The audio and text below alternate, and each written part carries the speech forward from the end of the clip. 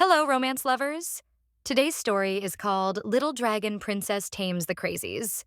If you enjoy our videos, don't forget to like and subscribe so you never miss out on more exciting stories. The daughter that the sea dragon loves is the empress who received the blessing of the seas and the mistress of the great empire of Atlantis, Terrassa Neptunos Atlantis. Mage Caortan reports that their country will exist forever, and the first general claims that he will be with them until the last days. The empress asks whether he takes the oath as her henchman or as her lover. The magician kisses the woman on the hand and talks about how he is both a servant and a loving person. The empress says that today she needs him more than ever and asks what her friend thinks about it. Doom claims to the empress that he is loyal to her, as he is, and she replies that she knows this very well because they are the only ones who remain on her side. At this time, the main character thought that it would always be like this. However, she does not understand why these two are together. Suddenly, the empress overheard a conversation between the mage and the first general. Doom, screaming, tells the mage that he knows about his feelings for him, and then tells him that he loves him. Dumwu claims that he loves him, so his heart is ready to explode at any moment. Caortan says that he knows this very well and then hugs the man. Seeing all this, the empress was very surprised, because she did not understand how her concubine and her friend could love each other. The empress claims that Corton said that he loved her and she does not understand how he could betray her like that. And at that moment, she thought that she does not believe it and thinks that she misunderstood. Doom turns to her majesty and tells her to never forgive him. She says she hoped that wasn't the case, and in the end, they both betrayed her. The general says that since she has learned about all this, it is better that way, because they will be able to finish with it sooner. The magician grabs the empress by the hand and says that he must show her something right now. The main character, surrounded by flails, asks if he wanted her to see this, and she doesn't understand how they can do this to her, and how they dare lie to her. Atlantis claims that she trusted them and loved them so much.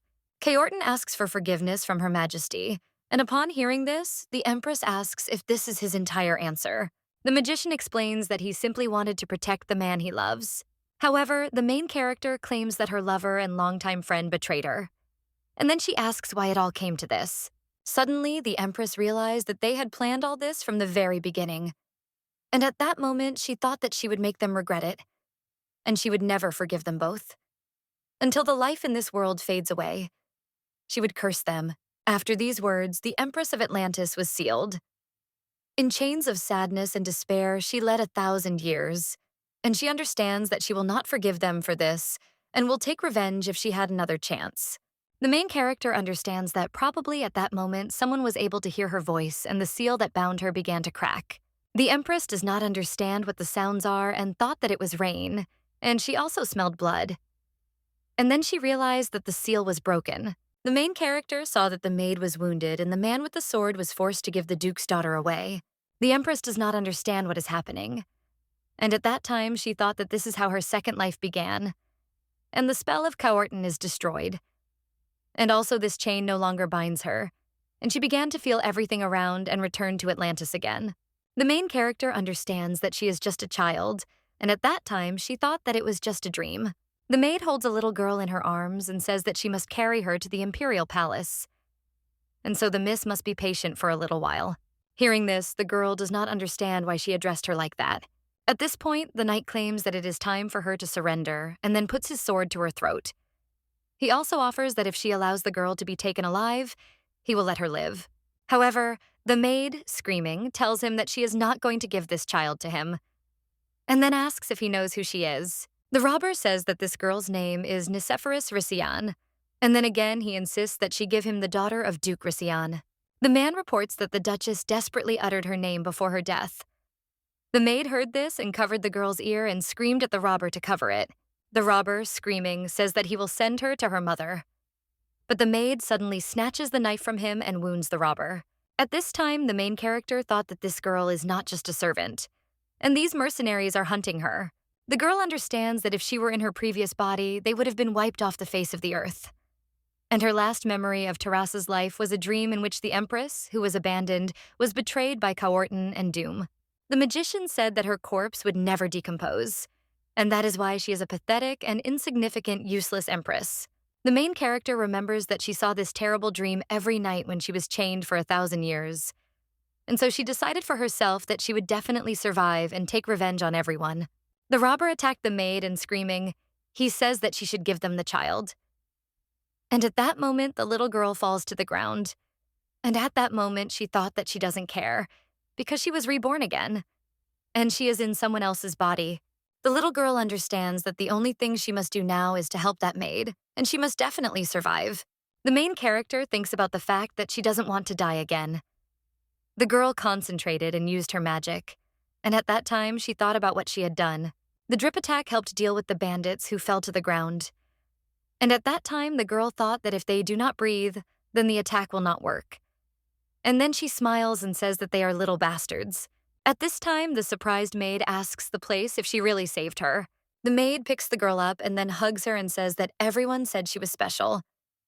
And at that moment, the girl thought that it wasn't like she saved her, because she understands that this is the only way she could stay alive. The maid says that everyone was very worried about her, and after her prediction, they became the target of many. Suddenly, the main character smelled the sea. The maid does not understand what happened and asks about it. When the maid turned around, she saw a big wave. And at that moment, she screamed that they had to run. The little girl starts to smile, and the maid asks her to stop being so happy. And at that moment, the main character thought that the sea felt her aura. And for the first time in 1,000 years, she, of course, understands that it is so happy. Racing asked in surprise how this could be, and then thought that it could be the power of Little Mistress. And at that time, she thought about whether she could say that this girl was really hers. The main character understands that, to be more precise, it came to feel Tarasa's energy. And the maid says that she wants it to be her power. And then she says that, as it was said in the prophecy, she should be the princess of dragons. The little girl heard this and did not understand what it meant. And the maid said that she was probably tired and therefore suggested that she sleep a little. The surprised main character does not understand what all this means. And at this time, she remembers that her father defended Adele and ordered her to take Nicephorus to the emperor. Ninas took her Malishka in her arms and said that she absolutely must survive. At this time, the main character thought that all of Nicephorus's memories flashed in her head. Or someone killed her parents, and her mother barely pulled her out of there. The girl understands that this may be her reincarnation, since she does not complete her past life because of the seal. Whether she understands that Tarasa is her, and Nicephorus is also her. The little lady doesn't understand why she can't get used to this little body. And she knows it's very cute, but she's uncomfortable moving. The main character reflects on the fact that she is the great empress of Atlantis and has become a small child the size of a seed. The lady understands that it is good that she is the youngest daughter of a duke, and for her this is already a good start. While they were walking home, the girl saw the capital, which was very familiar to her. Hey, she understands that in her past life, this country was her empire, which she built herself.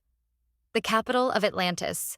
At this time, the main character realized that this place was the country of those bastards who betrayed her. The little lady understands that from the empress, she has turned into the daughter of a duke. But when she looked at the walls and saw a lot of cobwebs on the windows, she does not understand what kind of relationship she has with a noble family. But only one thing calms her down, that the sea is nearby. And she will definitely take revenge on the dirty traitors Cowerton and Doom. A maid comes into the room and asks if the miss is awake. Then she hugs the girl and says that she probably feels strange being in an unfamiliar place. The maid tells her that she needs to eat, and if she tries hard, she will grow up healthy. Hearing this, the main character thinks that she needs to grow up quickly, and in order to take revenge, she must find out what spell was cast on her. At this time, the girl thought that she already wanted to try the Imperial food. The maid looked at the girl and said that her miss was clenching her fists cutely and shaking her head well. The maid says that if Mrs. Ninnis saw her, she would be so happy. And then she says that her older brothers will be back soon, because she heard that the war with the Yorgu pirates ended the day before yesterday. Suddenly, the main character thought that she did not understand how this could be, because she felt the aura of the sea dragon. After all, she understands that this is not Atlantis. When the little lady saw the man, she thought that he had hair like Cowerton. But when he came closer, she realized that it was not him. And she wondered who he was. The maid greeted His Majesty, and the man asked if this girl was the last offering. Then he claimed that she was the spitting image of her mother. His Majesty asks if she witnessed the last moments of the Rasayan couple. The maid replies that she was only thinking about saving Miss, and she doesn't know what happened to her masters. The Emperor asks what she said, that they are hunting her because of a prophecy. And at that moment, he thought that they are beasts. At this time, the little girl does not understand what happened, as she has difficulty breathing. His Majesty says that they will hold the funeral of the Duke and Duchess on the return of their sons and on a suitable day, and he says that she can attend. The maid heard this and thanked His Highness, and he says that perhaps this child will be able to cure the madness of the young dragons, and she is very important to them, and therefore the maid must take good care of her. Heard this, the main character does not understand what they are talking about and what kind of offering. And she understands that it is not a person at all, but what kind of medicine this is. The girl knows that fortunately, the Crown Prince has 3 options, and he should not include her in this list. The little lady knows that if the dragons show signs of madness, you should add sea urchin and seaweed to the water, then boil it and drink it. And she doesn't understand what the problem is and why they don't do it. And I wonder why they are so attached to her. Nicephorus looked at His Majesty and thought that he was very similar to Carton, but their characters were completely different. And she waved her hands and wondered who he was. The Emperor approached the girl's bed and asked if she was interested in who he was. And at that moment, she looked at him and thought that, of course, she was interested. The man says he is a longtime friend of Carson, Rician, his father, and her mother, Ninnis Rician, and he is a monk of the Caortan Empire. Hearing this, the girl was surprised, and then thought that she had found his bastard. And at that time, she thought that he had also named the empire after himself. The main character reflects on the fact that if he wanted to gain power so much, he should have asked, because she would not have refused him. And it turns out that this emperor is a descendant of Caortan. The little lady remembers that the magician and Doom loved each other so much, and she wonders if he still wanted to have a child with another woman. His Highness takes the girl in his arms, and at that time she thought that they were brothers and she was in pain. And then she began to cry and scream. The man does not understand why she is behaving this way and asks about it. However, the servants do not know what to answer, and the girl at this time thought, why can't he not understand this? After all, he does not know how to control his strength at all. Caortan says that it is unlikely that she is hungry or bored, and then asks if he can change her diaper. However, the little girl did not stop crying, and His Majesty thought that she was expressing her love for him in her own way. Hearing this, she thought that he was talking nonsense. The Emperor says that she is so cute and interesting, and she reacts to his every word as if she understands. The butler reports that she is just a child, and he does not understand how she can understand speech. His Highness asks in surprise how he dares to contradict him. At this time, the butler, screaming that he has sinned and therefore asks for forgiveness from His Highness. The man puts the girl in bed and then says that he can't understand why he scares her too. And at that moment, the girl made a serious PM. And the gentleman says that it turns out she's not afraid of him. The main character does not understand who he is, so that she is afraid of him. And then she looked at him angrily. At this time, he smiled and said that he understood her, because she is clearly not shy at the sight of him. The Emperor says that he can do the very thing, and then plays with the girl. And at that time, she thought about what horror she had just seen. The man remembers that when her mother was pregnant, she told Agrio that if they were to leave their children too early, he should protect them, so that they would not become an offering, and so that Nicephorus could lift the curse from the Imperial family. His Highness washed his face and thought about how he couldn't do anything this time, and the last days of his sister and the death of his friends, and he couldn't protect anyone. The Emperor asks the servant what is happening in the Palace of Sacrifices and what happened to the child. The butler replies that they had a quiet night and there were no other attacks. The servant asks if His Highness really thinks that the little girl is a dragon princess, and then says that if she suddenly becomes, but at that moment the Emperor, screaming, orders him to be silent, and then asks if he apparently decided to die at his hands today. The Caortan Imperial family has been cursed for 1,000 years. They are tormented by hallucinations that provoke them to murder. And this is a terrible pain that covers the entire body. All subsequent emperors were struck with madness, and the Imperial family began to make offerings, one of which was the Duchy of Rician. Rician's ancestor was the first and only dragon princess who could cure the emperor's madness. And before she died, she said the following: "And many centuries later, a new dragon princess will be born. And then the sins of the Caortan Imperial family will be forgiven." And this became a legend of the empire. Everyone was waiting for the new dragon princess, and as soon as a child was born into the Rician family, he was locked in the palace and sacrificed to stop the madness of the crown prince. But even after all this, the parents entrusted this child to the emperor. At this time, His Majesty was thinking about whether they could earn forgiveness for their sins. Then he thought that if she really was the Dragon Princess, then on the day the Crown Prince turned 19, he would go to the offering palace. Then all their sins would be forgiven. His Majesty remembers that the girl he held in his arms was just a cutie, and her sweet, chubby cheeks, those indignant eyes and pouty lips, all of this is her charm. The man remembers that children smiled when adults did this, because he read about it in books. And at that time, he thought that the book was written by a liar, and he must be caught. At this time, the little girl began to scream, and at this time, she thought about how he could abuse the power given to him. His Majesty asks the girl what he can do to make her smile. Then he says that she looks at him as if she wants something.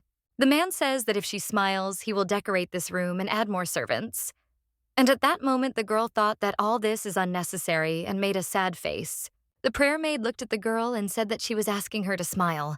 The main character remembered the words of the magician that if she does this, the whole world will bow its head at her feet, and she reflects on the fact that they are like leeches and very annoying. Then says drunk. At this time, the master asks what she just said, and the butler claims that she said papa. And the maid also confirms his words. And at this time, the girl does not understand when she said such a thing. The servant says that she considers him her father. And at this time, the main character understands that this is not so. His Majesty looked at the girl and thought that when she smiled like that, she became even more like her mother. And then he gave her a toy and said that when a child was born in Kawartan, they gave him a toy turtle so that the baby would live a long life. At this time, the main character thought that he had locked her in the offering palace and wanted her to live long.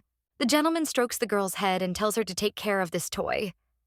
And then he says that only he will be able to look into the face of her parents without remorse.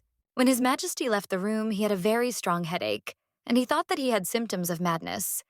And also at that time, he heard voices that he should kill, tear out their throats and crush everyone. After these voices, he washed his face, and the servants saw that not everything was all right with their master and offered him to take him to the palace. His Majesty claims that they are all servants, and he knows perfectly well that they are Roxborough's spies. And he understands this and has brought them here on purpose, and they smile and do not even suspect anything. The maid turns to His Majesty and claims that it is a misunderstanding. But he claims that since they have verified that she is alive, they will probably try to send assassins again. The gentleman claims that since he has bouts of madness, they are just right as an offering. Hearing this, the servants point their fingers at each other and scream, saying that he is a spy.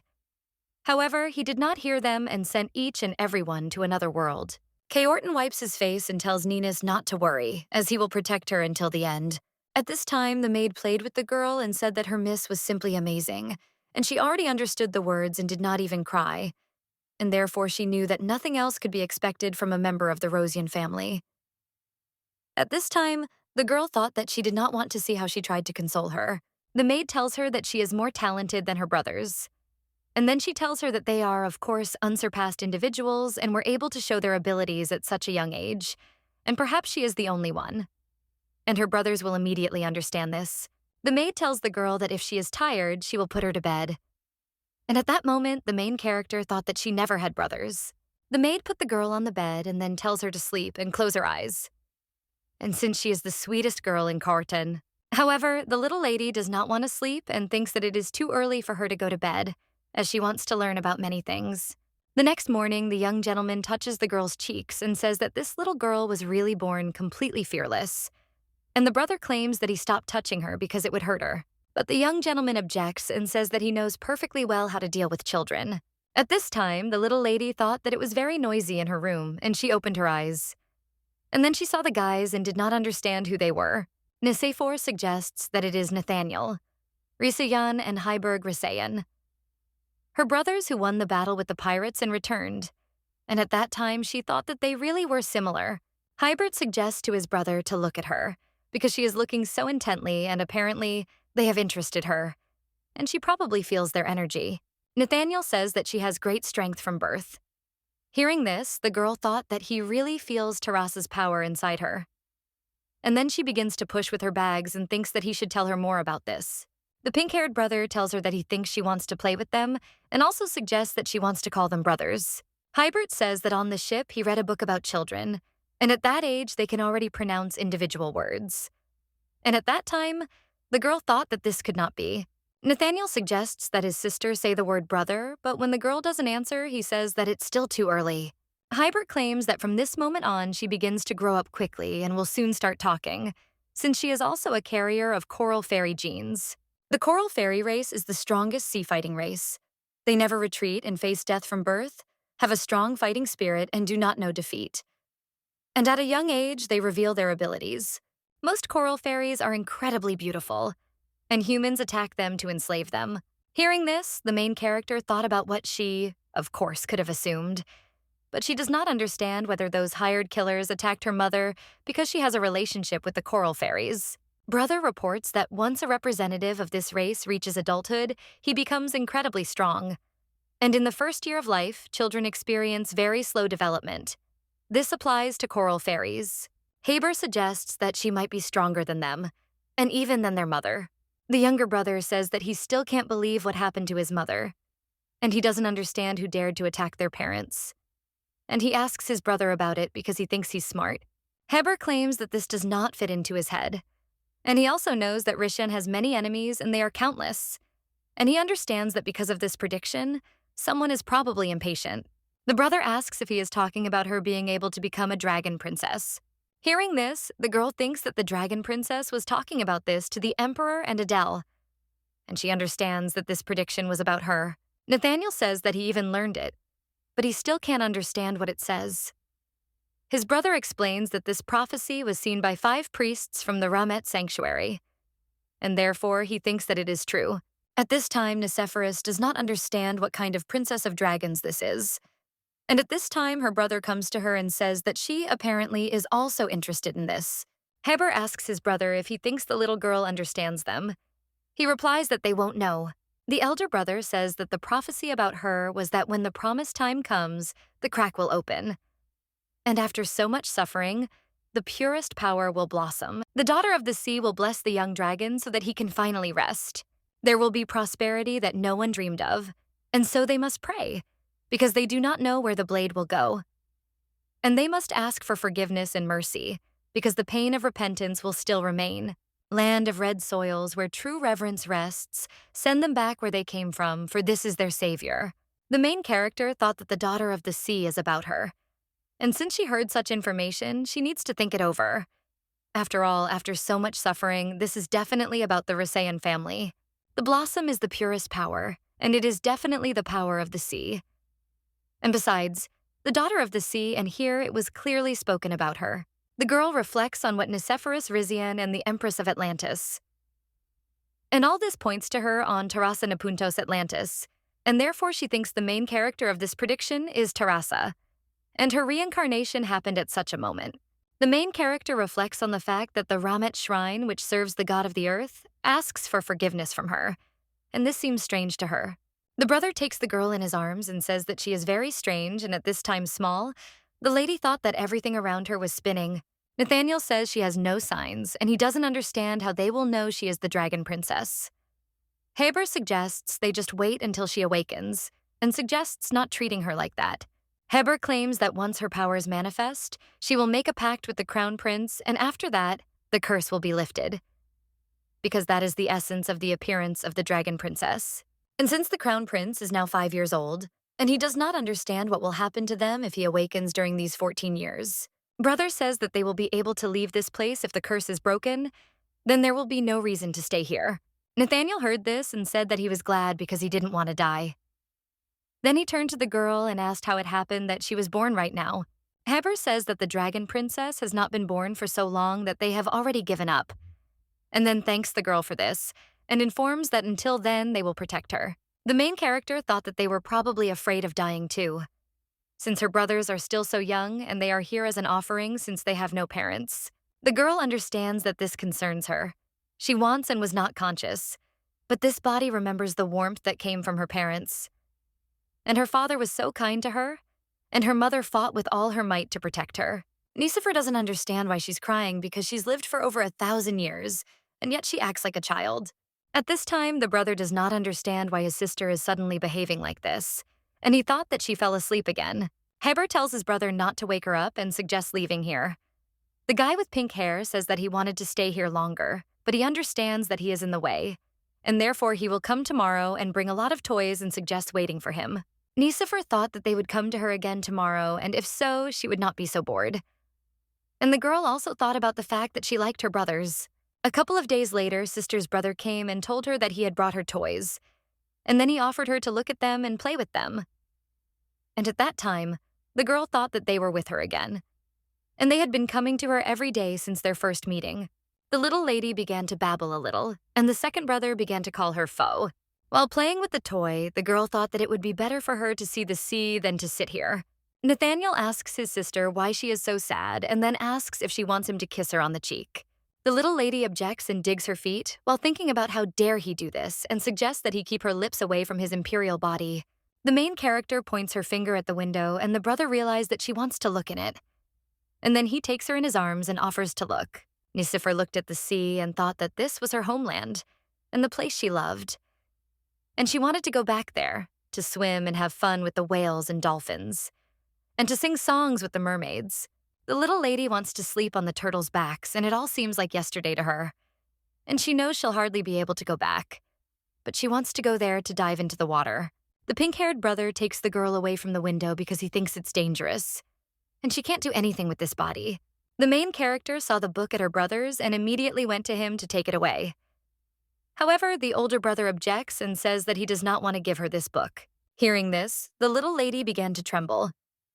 And then he offers her to kiss him on the cheek, because he read in a book that children should contact their parents physically, because that is how they feel loved and an emotional connection is formed.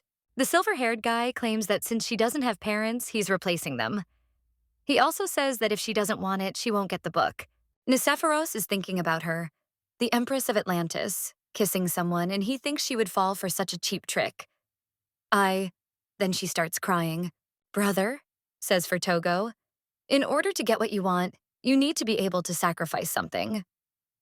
At that time, the main character thought that she should not allow herself to be confused, because her reputation is important to her.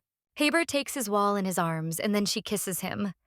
And at that moment, he thought what parental feeling is, and he says with delight that it was very wonderful. At this time, the main character thought that he should stop talking nonsense and give her a book. Nicephor looked at the book, but at that time she was secretly watched by a mercenary who, by order of the Emperor, guarded the Princess of Dragons. His main task was to protect her from being killed, and therefore he was forbidden to talk to her or let her know about himself. The guy, watching the girl, thought that he really wanted to talk to her because of that cute little nose and beautiful pink hair and plump legs, and she is also charming. And besides, she is the daughter of Mrs. Ninnis herself. Mercenary hearing the little lady read, he thought that modern children learn to read quickly. Nicephoro thought that the Emperor had indeed kept his promise and assigned her a bodyguard, and that new maids would soon arrive. And then she continued reading. The first Emperor, Cartan, was one of the survivors of the village of Atlantis. The prosperous empire sank under the water. Of all the apostles, only 2 remained alive. Emperor Kyorta, with the help of magic that he brought from the sanctuary of the sea dragon, built a new empire. And the price of this was the terrible curse that the sea monster placed on him. This madness could only be cured by the Dragon Princess, the ancestor of the Rizian family. Before her death, the Dragon Princess said that a new princess would appear who would save the Imperial family. And it is known that after her awakening, she will have to make a contract with the Crown Prince. After reading this in the book, the main character thought that Atlantis went underwater, and her country sank underwater every 10 years and then returned to dry land again. The sea and land constantly replaced each other. The Atlanteans were very close to the water and therefore could breathe under it.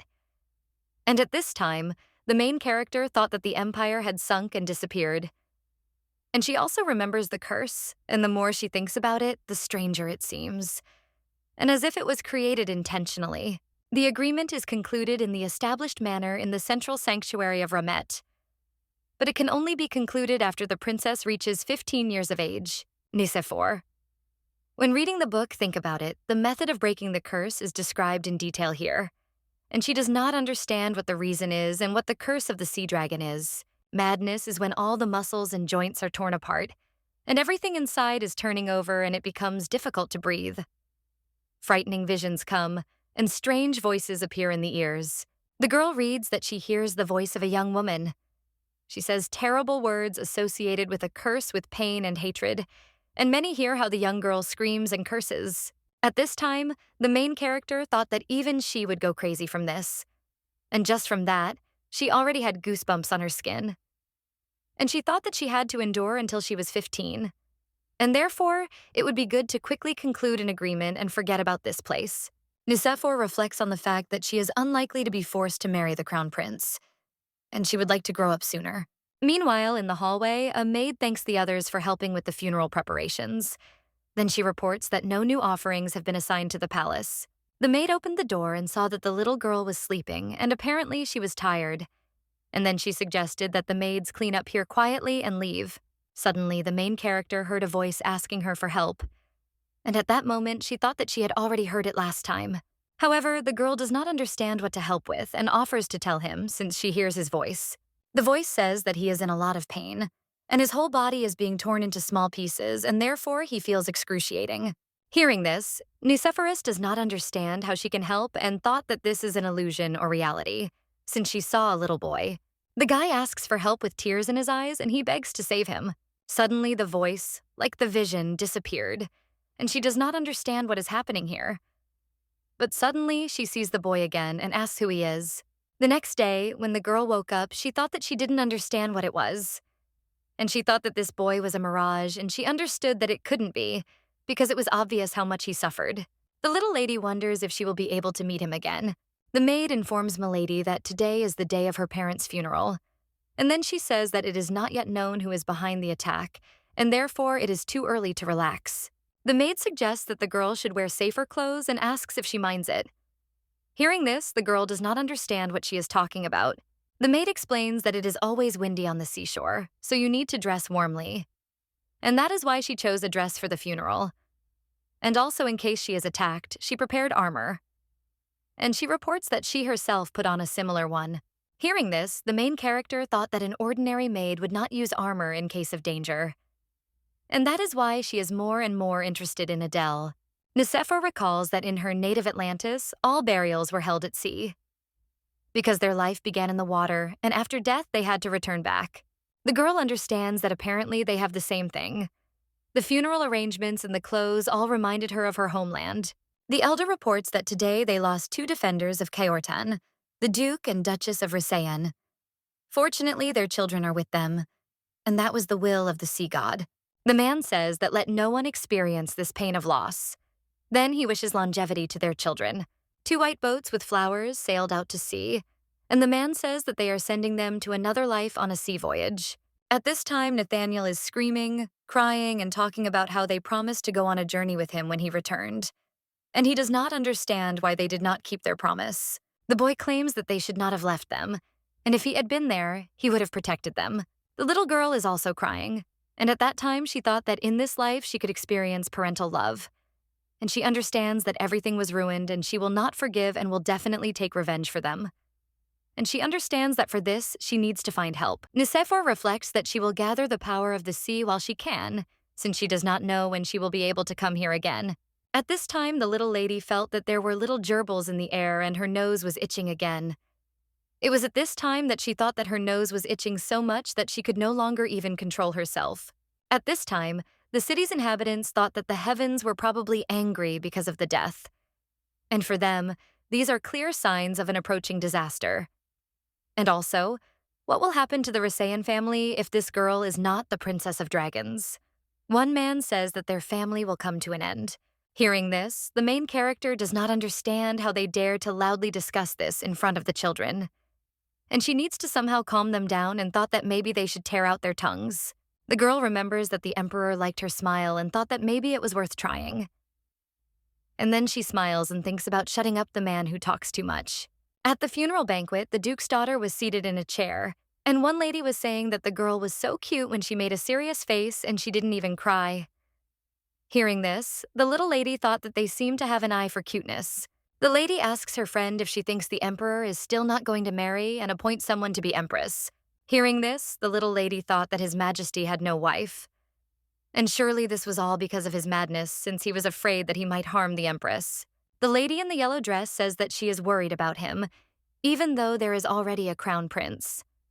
And then they leave, and the little lady thought that they did not let him hear the most important part. Another woman says that His Highness is too weak to participate even in such events. Idea, it seems that he is becoming more and more ferocious, because it is said that the day before yesterday, he killed all his servants. The lady says that he was swinging the sword with bloody hands, and it may be because of madness. There are also rumors that he writhes in pain and cries every day. At this time, the girl remembered the boy who asked her for help and thought that he was the crown prince. But her brother said that he was 5 years old, and that child looked 7. And he also did not seem so fierce as to kill his servants. The main character thought that she should ask about it personally, because before he called her, but now she wants to do it. And if he hears her voice, then let him answer her. Nisafor asks if he is the crown prince, and then she hears a voice asking her to help him.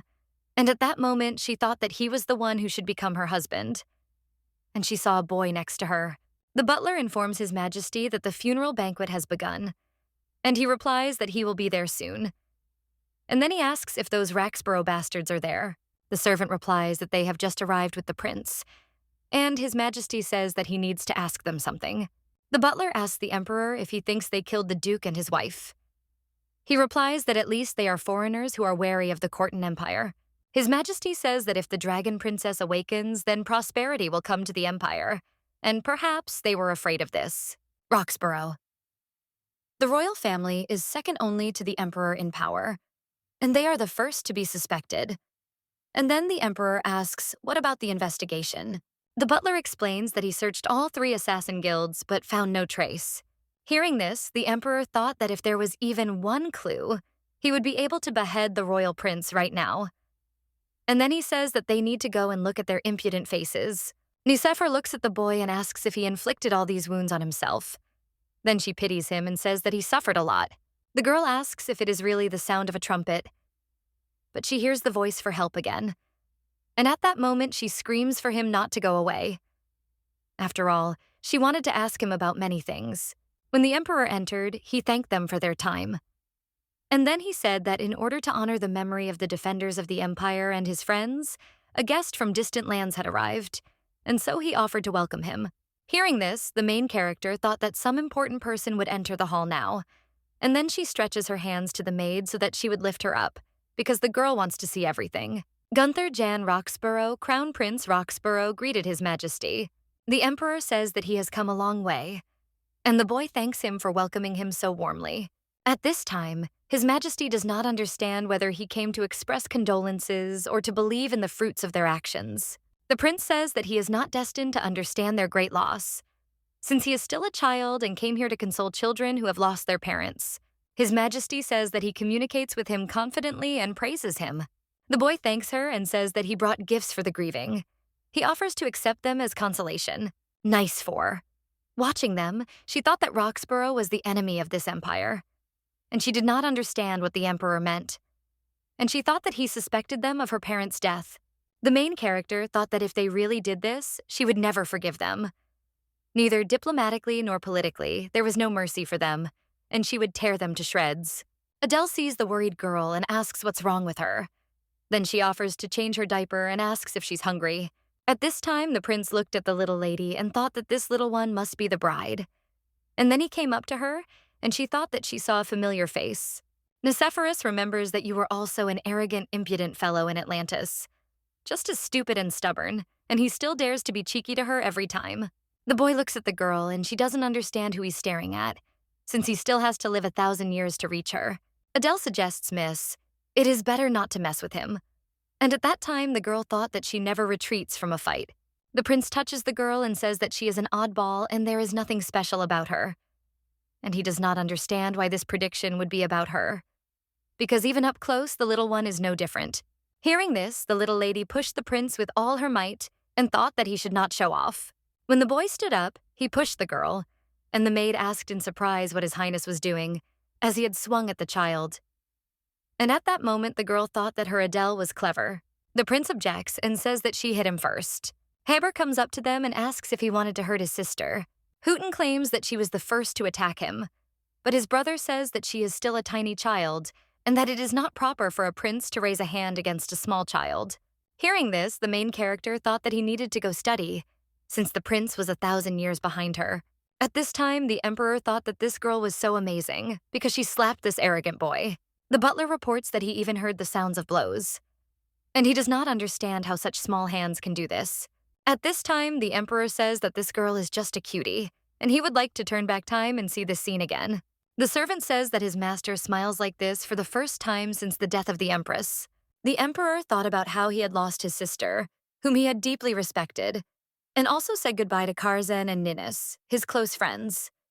And he understands that he must now protect the two crown prince, whom the sister left behind, and the child of Karzen and Ninnis. His Majesty asks if they have prepared the maids to work in the offering palace, and the servant replies that they have chosen the very best, and therefore His Highness need not worry about it. The emperor asks if anything unusual has happened in their palace. The servant says that if the miss is in a good mood, she dances like a dad, and he asks if he captured it for the archive, and then suggests keeping it a secret. The main character remembers that when she was the empress, she was relaxing with her friends. The magician suggests to his mistress not to look at her like that, as he cannot concentrate. However, she apologizes and says that his hands are so beautiful that she wants to hold them. Kaorton claims that it is not becoming for her to apologize so often, and she agrees with him and says that he is right, as always.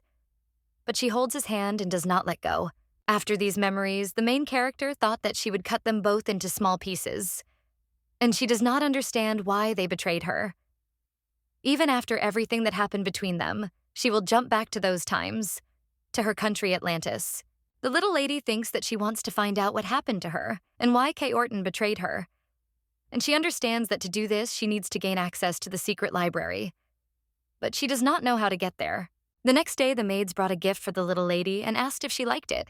When the girl climbed into the walker, she thought that she had reached the end of freedom. And then she quickly ran into the corridor to the large window to see the sea again. Suddenly, Nicephorus heard the voice again, asking her for help and saying that he was in pain. The main character calms him down and tells him not to suffer, because she will find him soon. And then she touches the unknown boy, who asks her for help. Suddenly, the girl found herself in another place and thought that it was teleportation. And it was not written there, and she saw the crown prince, who was lying in bed. At first, the main character thought that he had died, but fortunately he was alive. And on his head she saw dragon horns. And she thought that the blood of a dragon flows in the veins of the crown prince. Nicephorus doesn't understand why there's no one around him. After all, he's sick. And she understands that this boy definitely doesn't look like a 5-year-old. As she got closer to the prince, she thought about how flawless his features were, and how incredibly handsome he was. And that kind of beauty made her want to protect him. And she realized that he was her type.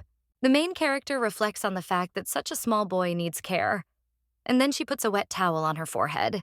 When he opened his eyes, the girl said that there was no point in worrying, since he was nothing more than a wounded seal to her. And then she told him not to get sick, but he didn't understand anything. The crown prince looked at the little girl and did not understand where she came from. And at that time, he thought that he was seeing her because of madness. The main character remembers that, in addition to the agreement in that book, there was another way to help him. And she tries to remember what exactly.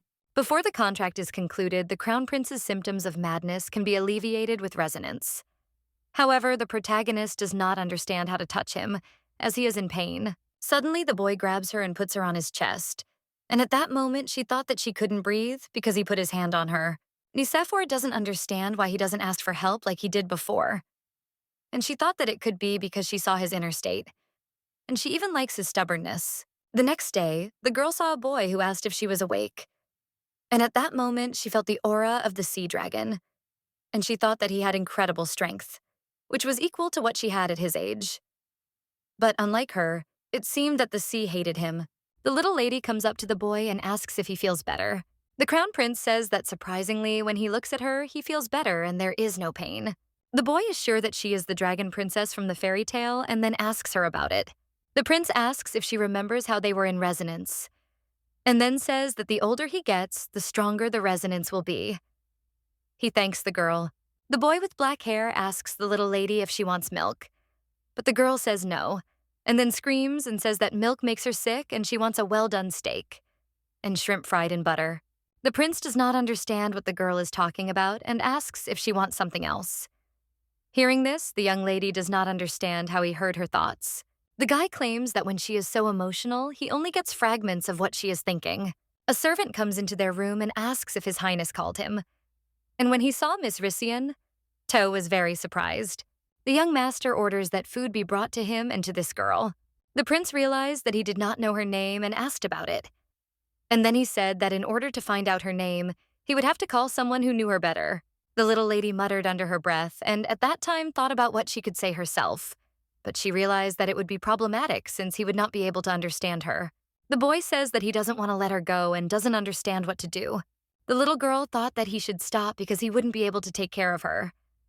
And then she thought that she would say her name herself. The prince says that he is glad to meet Nicephorus and tells her that his name is Scion. At this time, the main character thought that he would also do such a trick with his eyes closed, and probably it would not surprise him. And the little lady doesn't understand if he's really 5 years old. After all, he has beautiful eyes and doesn't look like an emperor. Zion says that he is really 5 years old. Hearing this, the girl was surprised and thought that he heard her again. The guy explains that he understood it from her look. The prince explains that members of the Imperial family grow up faster than other children, and he is the son of the previous emperor, and the current emperor is her mother's younger brother. And then she asks why he looks at him like that. The boy replies that she is sweet, and then claims that she understands everything that is happening around her, but she just can't speak. At this time, the main character thought that he wanted to melt her heart with his appearance, and she thought that she would not be against marrying him. After all, she would remove the curse from him and simply get a divorce. The little lady realizes that she feels sorry to leave him in such agony. Suddenly, her brother enters their room and, screaming, asks if she had any idea how worried they were. His Highness asked the servants if he asked for food to be brought, and they invited other people along with it. The maid falls to the floor and explains that she only brought breakfast and then asks not to kill her. The main character heard this and didn't understand whether it was possible to kill for something like that, and she wanted them to quickly diffuse the situation. Nicephorus thought about what she smells. From there, the smell of good roasted meat. And then screaming says that she is hungry as a wolf, and she wants to be given food and not to lose this servant. The girl understands that no one understands her, and at that moment she fell on the bed and began to cry. And then her brother comes to her and asks what hurts her. Zion, that she can go. Heard she was very happy and thanked Miss. The young gentleman feeds the little girl, and she happily opens her mouth and eats. The brother asks His Highness if he can take Nicephorus away after he has fed her. Then he explains that they were very worried about her. At this time, the main character thought that it was not surprising, since she suddenly disappeared. And she also thought that she did not want to leave Zion. The prince says that he refuses.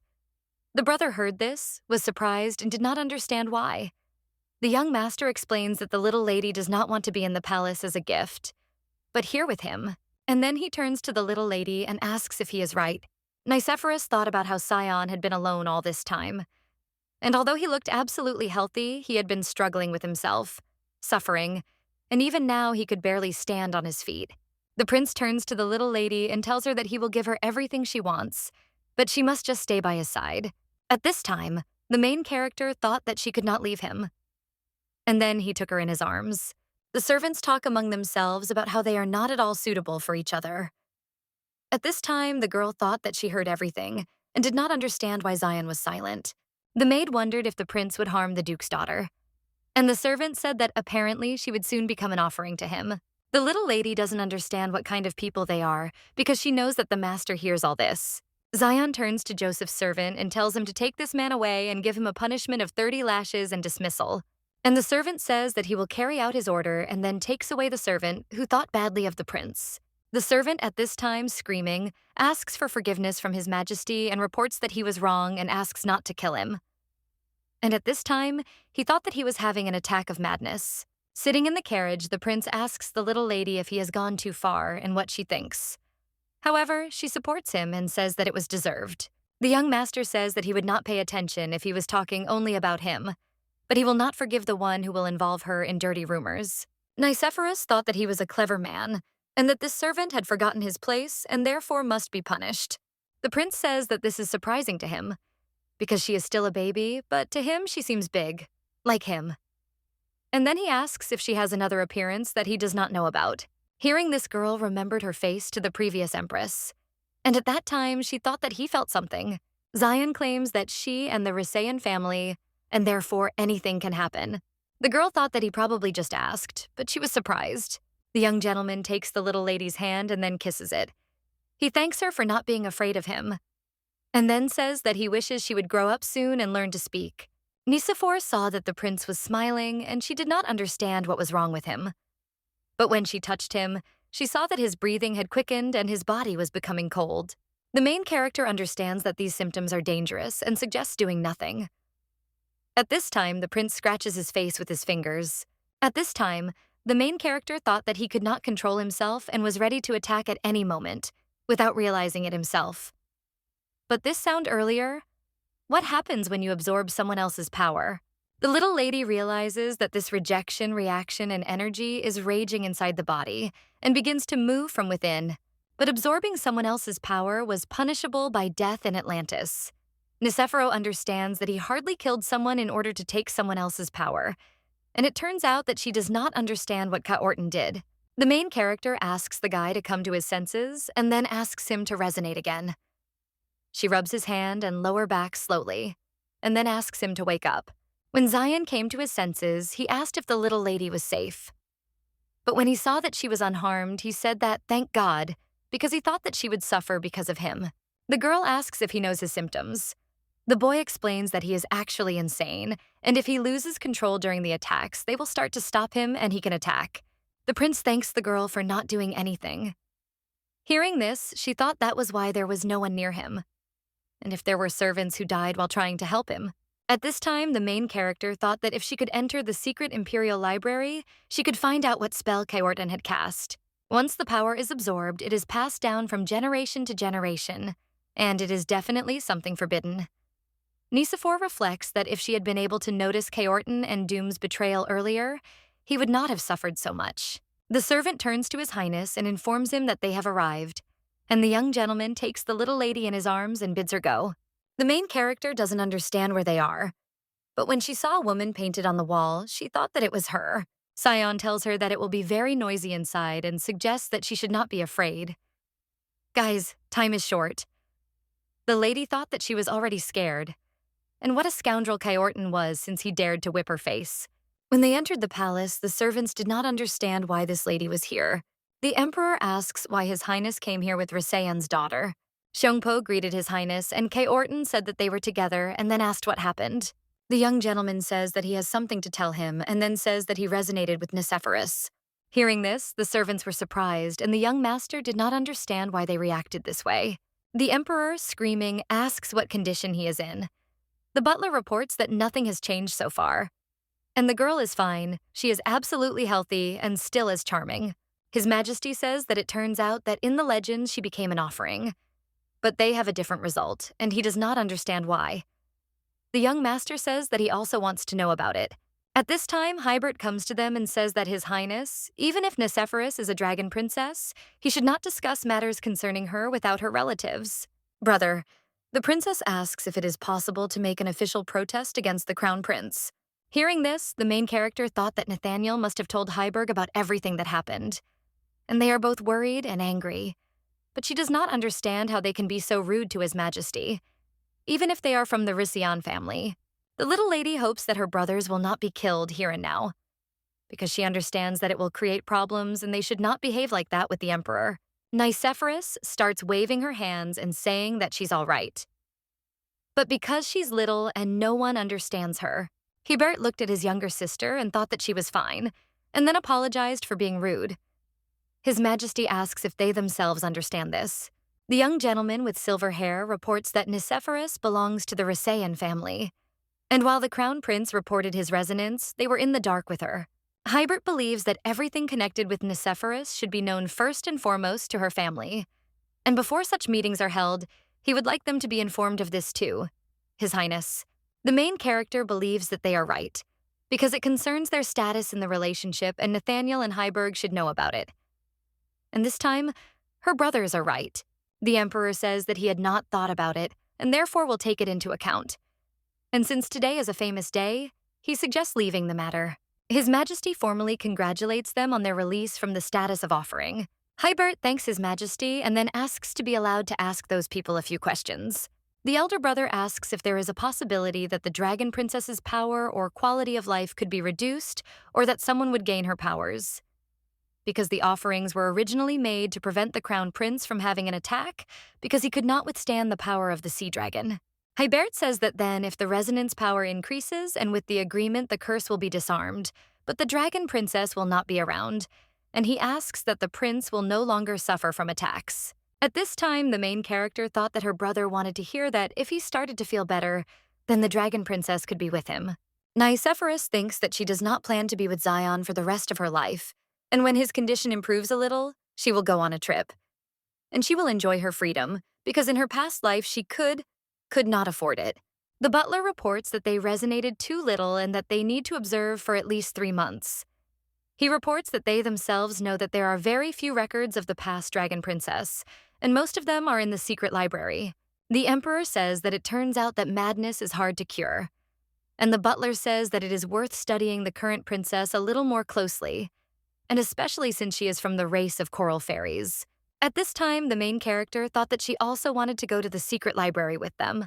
Zion hugs the girl and tells her not to worry because he won't hurt her. At this time, the little girl screams and thinks that she is not about this. The young gentleman informs her that he knows very well what this feeling is, and therefore he will not hurt her, and she may not be afraid. Nicephor thinks that there are no people in this world who could hurt her, and she just wants to go to the secret library. And she also doesn't understand why they don't have glasses of water, because she would show what she wants. And at that time, she thought that she wants to grow up faster. The emperor says that from today on, the place of Nicephoros' interruption will change. And there is a palace that has been prepared for the Princess of Dragons, and she will definitely like this place. The next day, the main character went to her palace and thought that it was very beautiful and that she could be blown away by it. The maid shows the little lady her bed and then asks if she is beautiful. The girl thought that her room was simply excellent and that such a bed was suitable for an empress. The maid says that the closet is full of cute clothes and these are beautiful shoes, and she wants the girl to try them on as soon as possible. Nicephor thought that the dressing room was very large, and then the maids offered her many dresses to try on.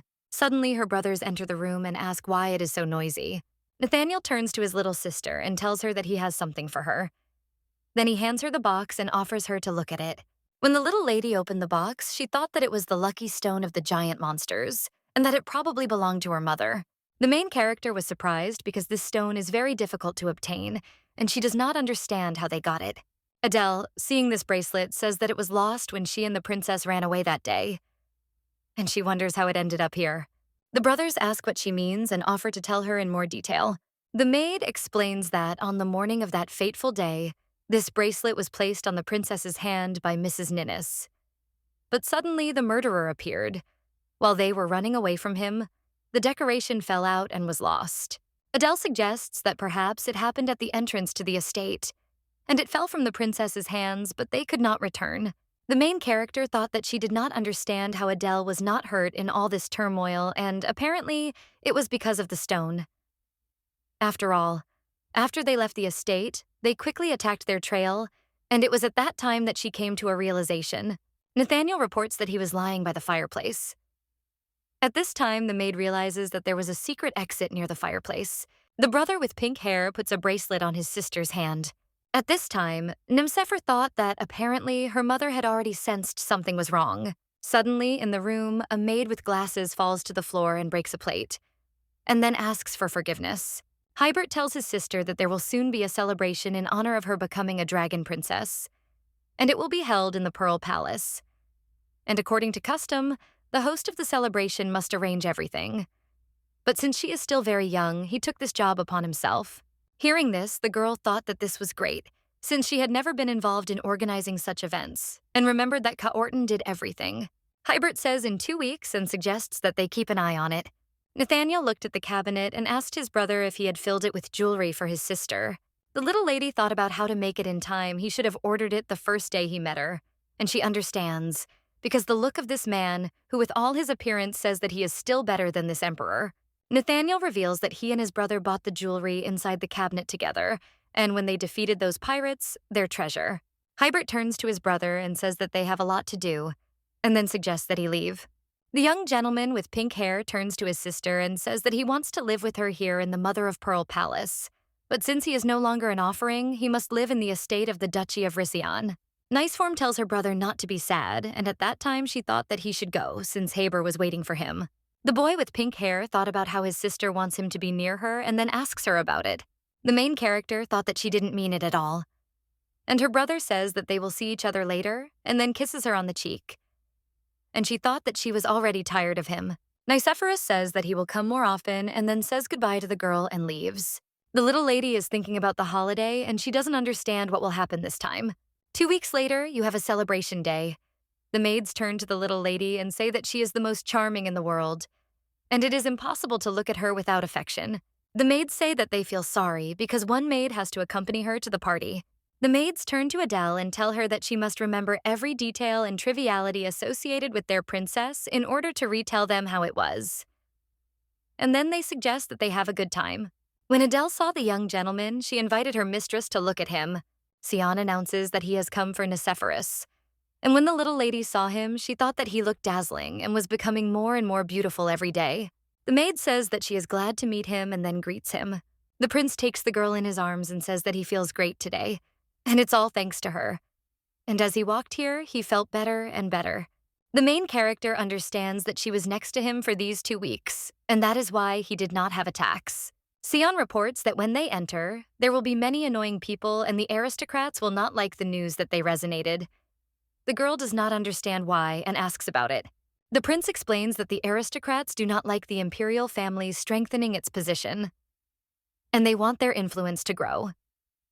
Therefore, people will openly show their dislike for it. Hearing this, the female lead thought that they were scumbags, but she was not bothered by it at all. Then he thought that he should not worry, since she never runs away from a fight. The young gentleman says that this little lady is a cutie. She shouldn't be so skeptical. After all, they're not going to war. Nicephorus thought that she must always be ready. The prince explains that they have gathered to congratulate her and are unlikely to overdo it. He then informs her that if they dare, he will kill them all, and therefore suggests that the little lady not to worry. At this time, the girl thought that he was the one who scared her the most right now. The prince announces that they are coming in now and then opens the door. And the butler announces that His Highness the Crown Prince and the Dragon Princess have arrived. The ladies in the room were saying that this lovely lady was very beautiful. However, one man was saying that he expected something more since she was a princess. And the other one agreed with that. Hearing this, Nicephorus thought that she remembered their sad faces, and then she starts to be capricious, and the maid does not understand what is wrong with her. The prince explains that apparently she doesn't like something. Adele suggests that His Highness take the girl from him. The maid asks her mistress if she wants to be put in a walker. The girl says that she wants it, and then shakes her head. And at that moment, she thought that perhaps she would have a chance to enter the secret library. The prince turns to the little lady and suggests that she be careful and not fall. At this time, the girl thought that she was in a walker and did not understand how she could fall. Nicephorus thought that she would first deal with those people she didn't like. The aristocrats say among themselves that she is just a child and does not understand what power she can possess. The gentleman says that she is a good-looking woman, but when she grows up, she will be something to look at. Another man heard this, smiled, and said that he agreed with him, because Duchess Rizian thought so much of herself because of her appearance, and therefore found herself in a completely different world. Before he could finish these words, champagne was poured over the man's clothes. The aristocrat asked why he was pouring champagne on himself like a small child. The man explains that it spilled out on its own and then asks if they noticed. Seeing this, Nicephorus thought that she would not allow him to insult her mother. The main character reflects on the fact that she has dealt with everyone in the banquet hall and thinks that she needs to suppress her aura so that no one can sense it. And then she quickly runs to the other end of the castle. Suddenly, the girl thought that something interesting would pass by, would come in. And with the help of the walker, she wants to open the door. The man with red hair screams for silence and asks how many times he has to repeat who's knocking there. The little girl, when she saw the man, she thought that he was a high-class magician because he had stars on his chest. When the magician saw the girl, he asked if she was really the dragon princess. The little lady entered the room and saw many scattered. And when she picked one up, she read that it was the language of the sea giants and the tasks of the ancient Atlanteans of magic. And she reflects on the fact that he came here to learn. The man holds his head and screams that these are not toys. Hearing this, the girl does not understand and asks about it. Nicephorus saw that there were mistakes on each sheet of paper, but then she read that the third option was correct. The magician asks in surprise if Her Highness showed him the correct answer with her finger, and he does not understand how this can be, since even a child understands better than he does. And the man thought that she was small, or that she also knew the language of the sea giants. And he realized that this was not just intuition. The magician tells her that his name is Jackalot. Then he says that he wants to become her student, and it doesn't matter how she reads and solves problems. Then he asks her to simply teach her how to do it. Hearing this, the main character thought that she had forgotten that all magicians are a little Togo and call the child a mentor. And at that time, she thought that this was a chance for her. The girl thought that everyone would consider her a genius, and at the same time, she would be able to hide her powers. And therefore, the assassination attempt would be less. And if it was revealed that she was smart, she would be able to ask for access to the secret library. The magician asks His Highness if she will accept him as her disciple. Nicephor thought that she should start crying and calling someone. And then she started screaming. A few minutes later, the prince and her brothers came running into the room and they were wondering who dared to offend her. The little lady thought that they had arrived so quickly because they were standing outside the door. Nathaniel asks who dared to hurt his little sister. Then the prince takes the girl in his arms and tells her not to talk to him because he is a bad uncle. Nicephoros is being capricious and crying at this time, and the prince asks if he should bring her some water. Hearing this, the magician offers her some water. When the girl took the water, she made letters out of the water with the help of magic, and Jackalot read that she needed to call the chief magician. The main character thought that she needed to make a deal with him. Sitting at the table with the emperor and the mage, the girl thought that she just wanted to talk to the chief mage so that she would be given access to the library. Chief mage Aleid Ablosa does not understand why they have all gathered here, since a sage has also come. Jackalot screams and announces that Her Highness the Dragon Princess is a genius.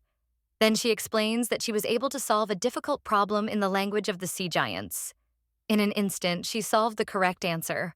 The chief magician asks if he can be held accountable for his statements, and he replies that he is putting his powers as a magician on the line. Aleid takes the paper and offers Her Highness to read it. The girl looked and thought that it was a collection of recipes for dishes of sea giants. The chief magician thought that it was too heavy for her.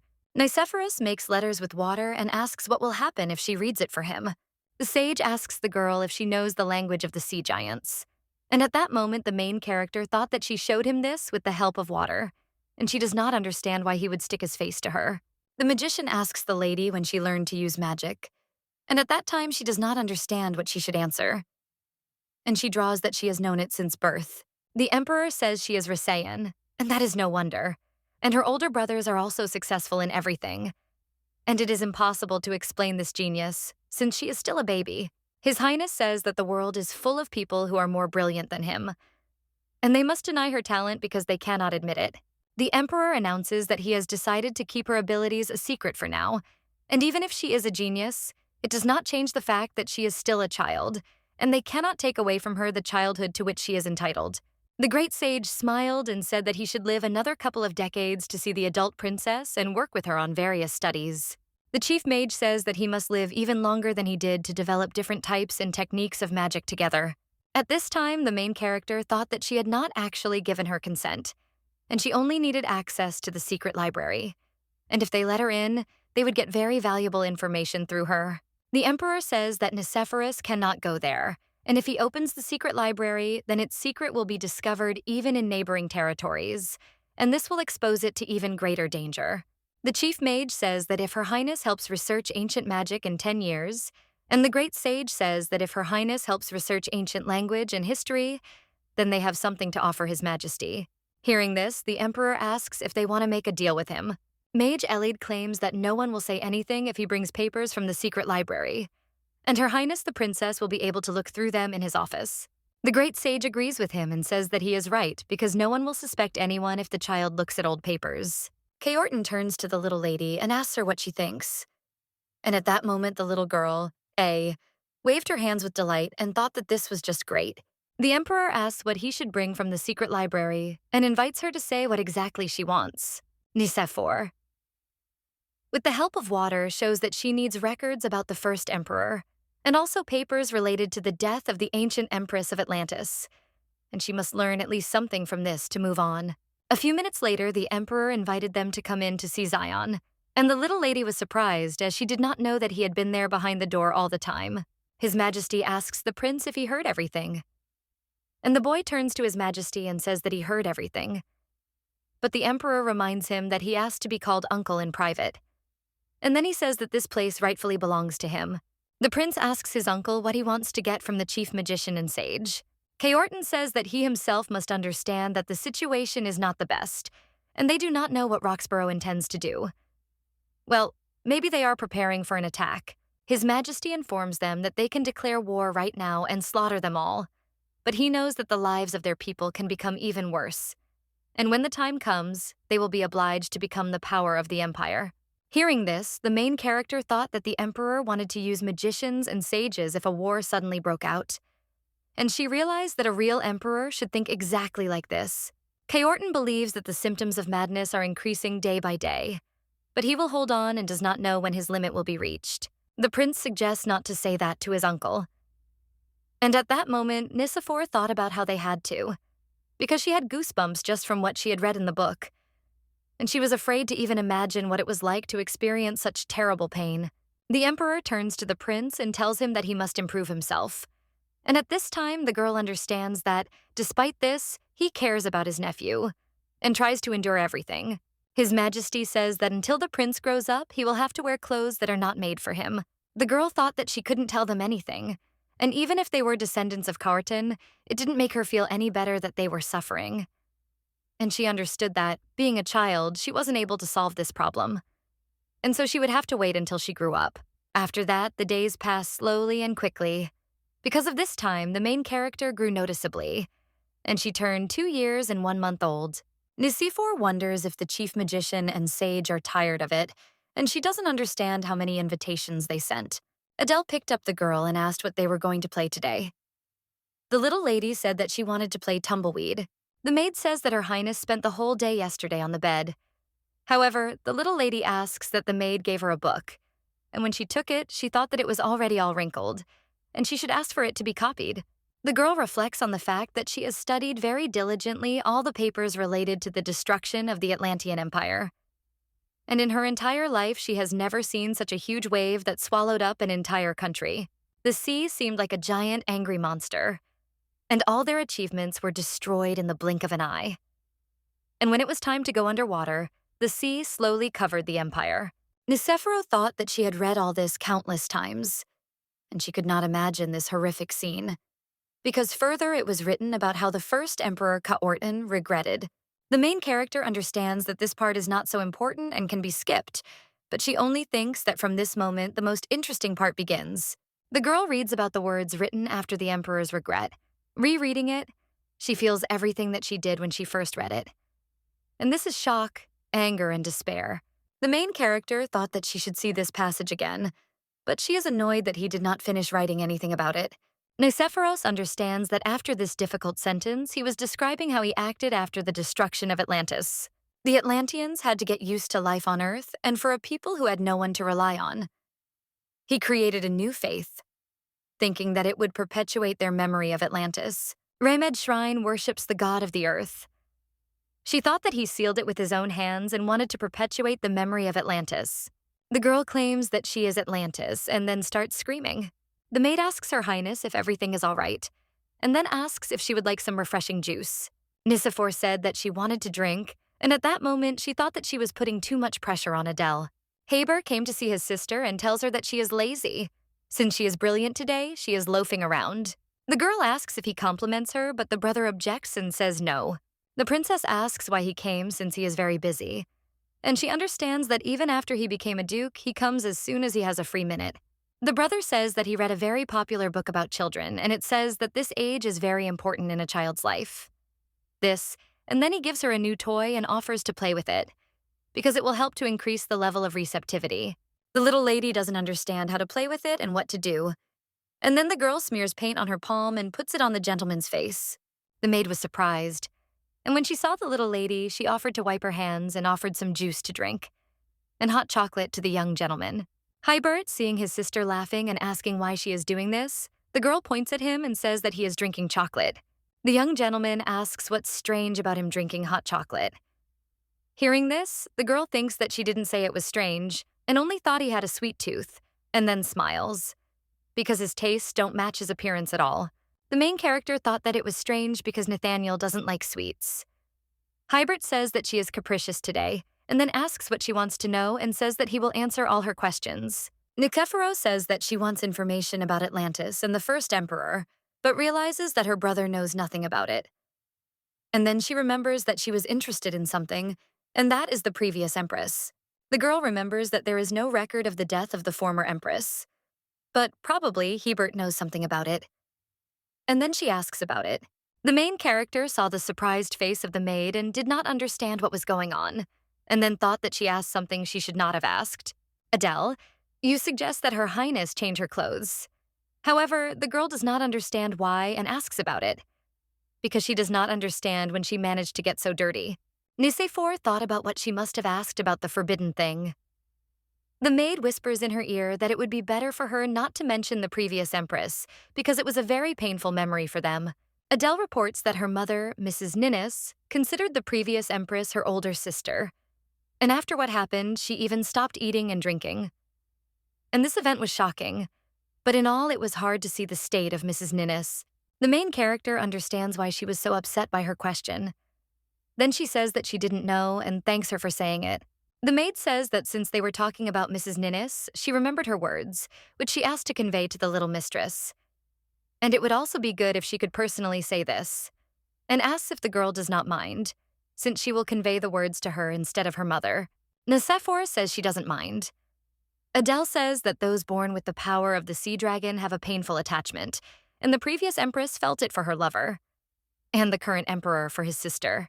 She says that this obsession can manifest itself as friendship, infatuation, or family love. After hearing this, the main character does not understand why she decided to tell her this.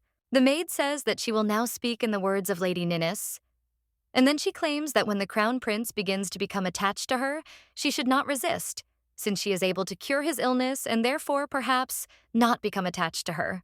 Adele says that there is an age difference between them, and that is why he will consider her as his little sister.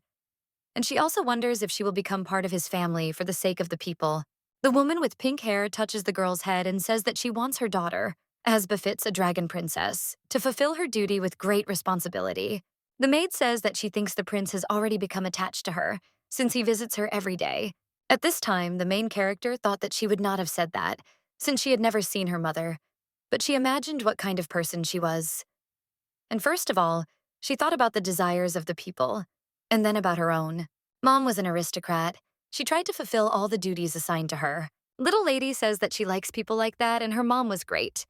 Adele says that she agrees with her because she was a great person and always tried to protect her daughter. Hybert says that he doesn't even want to imagine becoming one family with them. And at that time, Nicéphorus thought that he heard everything. And then asks if Zion is stronger than Hibby, and she wonders if that's why he doesn't like him. The brother says that next time he will bring his sister something that can occupy her little mouth. A couple of days later, Nicéphore dined with the prince. But when the maid fed her, she was capricious, and after eating a few spoonfuls of cake, she said that she didn't want any more. The prince says that the cake is very tasty and invites her to eat a little more and then calls her foe. Hearing this, the girl screams and tells him not to call her that because she doesn't like it. The little lady remembers that Nathaniel came up with this nickname for her, and everyone addresses the great empress as a child. Zion asks the girl what he should call her and then tells her that only he can call her that. He claims that he will call her Nikki. The prince says that she is his nickname. When she heard this, the girl thought that it was a little dangerous because he might not let her go later. After all, she understands that she is here to remove the curse, and Zion must find himself another passion. The main character realizes that before she leaves the palace, she wants to go to the library. The prince tells her that when they get married, she will become an empress and will even be able to live there, and she replies that it is too long. Zion tells her that in return, he will give her a gift, and then hands her a box inside, which was a precious stone, and its name was Sleeping Nymph. Seeing the gift, the girl thought that the nymph was a water fairy, and she had been in this state for at least 500 years. And those who are close to the element of water can make a contract with the nymph. With the help of the nymph's power, it will be possible to breathe underwater for a certain period of time. And the young gentleman claims that Nikki will definitely be able to wake her up. At this time, the main character thought that she did not need the ability to breathe underwater, but the nymphs know a lot, so it would be useful to her in any case. Nicéphorus takes the stone in her hand and thought about what she wants the nymph to wake up. and then she offers her to say what she wants because she will fulfill her request, and asks if she wants the girl to find her a match. The nymph asks the princess to find her a mate and wake her up, and then she tells her that her mate is inside the stone and some people did it on purpose. Because she was sealed for over 1,000 years, she understands what it's like to be locked up. The main character says that once she meets these people, she won't just leave it like that, because she also knows very well what sealing spells are. The nymph informs that if she finds her mate, she will tell about it. Nicephor says that no matter how much time and money it takes, she will definitely find her mate to learn about her spell. The main character asks the prince where he found this stone. He answers that he bought it at auction. However, she claims that this is only half and that for it to work, a pair is needed. And there may even be several of them. Scion says that they need to collect as many of them as possible. And right now, the largest auction in the world has opened. And since the auction is held at night and not during the day, he suggests that she go with him. Hearing this, the main character claims that she will go with him. And at that time, she thought that she would definitely find her partner and looked at the stone. Pieces of one stone created in one place are called family pieces, and if someone wanted to seal with it, he would have no choice but to use a stone of the selected class.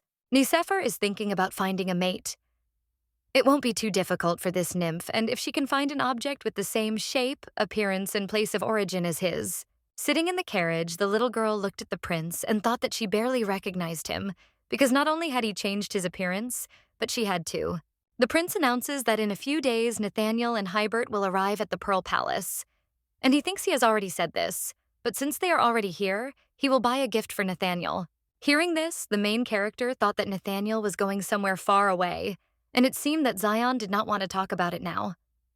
The girl said that she had a blank check from the emperor, and then showed it and said that they could buy whatever he wanted.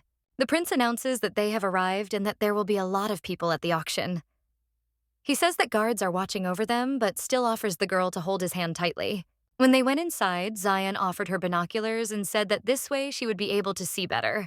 The young gentleman offers the girl to support the binoculars because they are heavy. And when she looks through them, she reports that number 9 looks good. The host says that he thanks everyone who joined them today. And then he says that the last day of the auction is starting, and he hopes that they will not spare their money. Nicephor turns to the prince and says that she wants number 9. And he says that this number is still far away, and therefore suggests that they take a little nap. Heard this girl object and say that she will watch. And the prince asks if she can't sleep. The main character thought that she was in the body of a child, and she really wanted to sleep. And she thought that she would lie down for a bit. Suddenly, the girl heard that the next number was number 9. And then she screamed that it was her turn. The prince suggested that she not worry about the price, but just place a bet. When the bidding began, Nicephorus turned to His Highness and said that she had seen this man before, and he was Roxborough, and he the prince's subordinate. Zion is sure that Roxborough's lackey wants the thing too.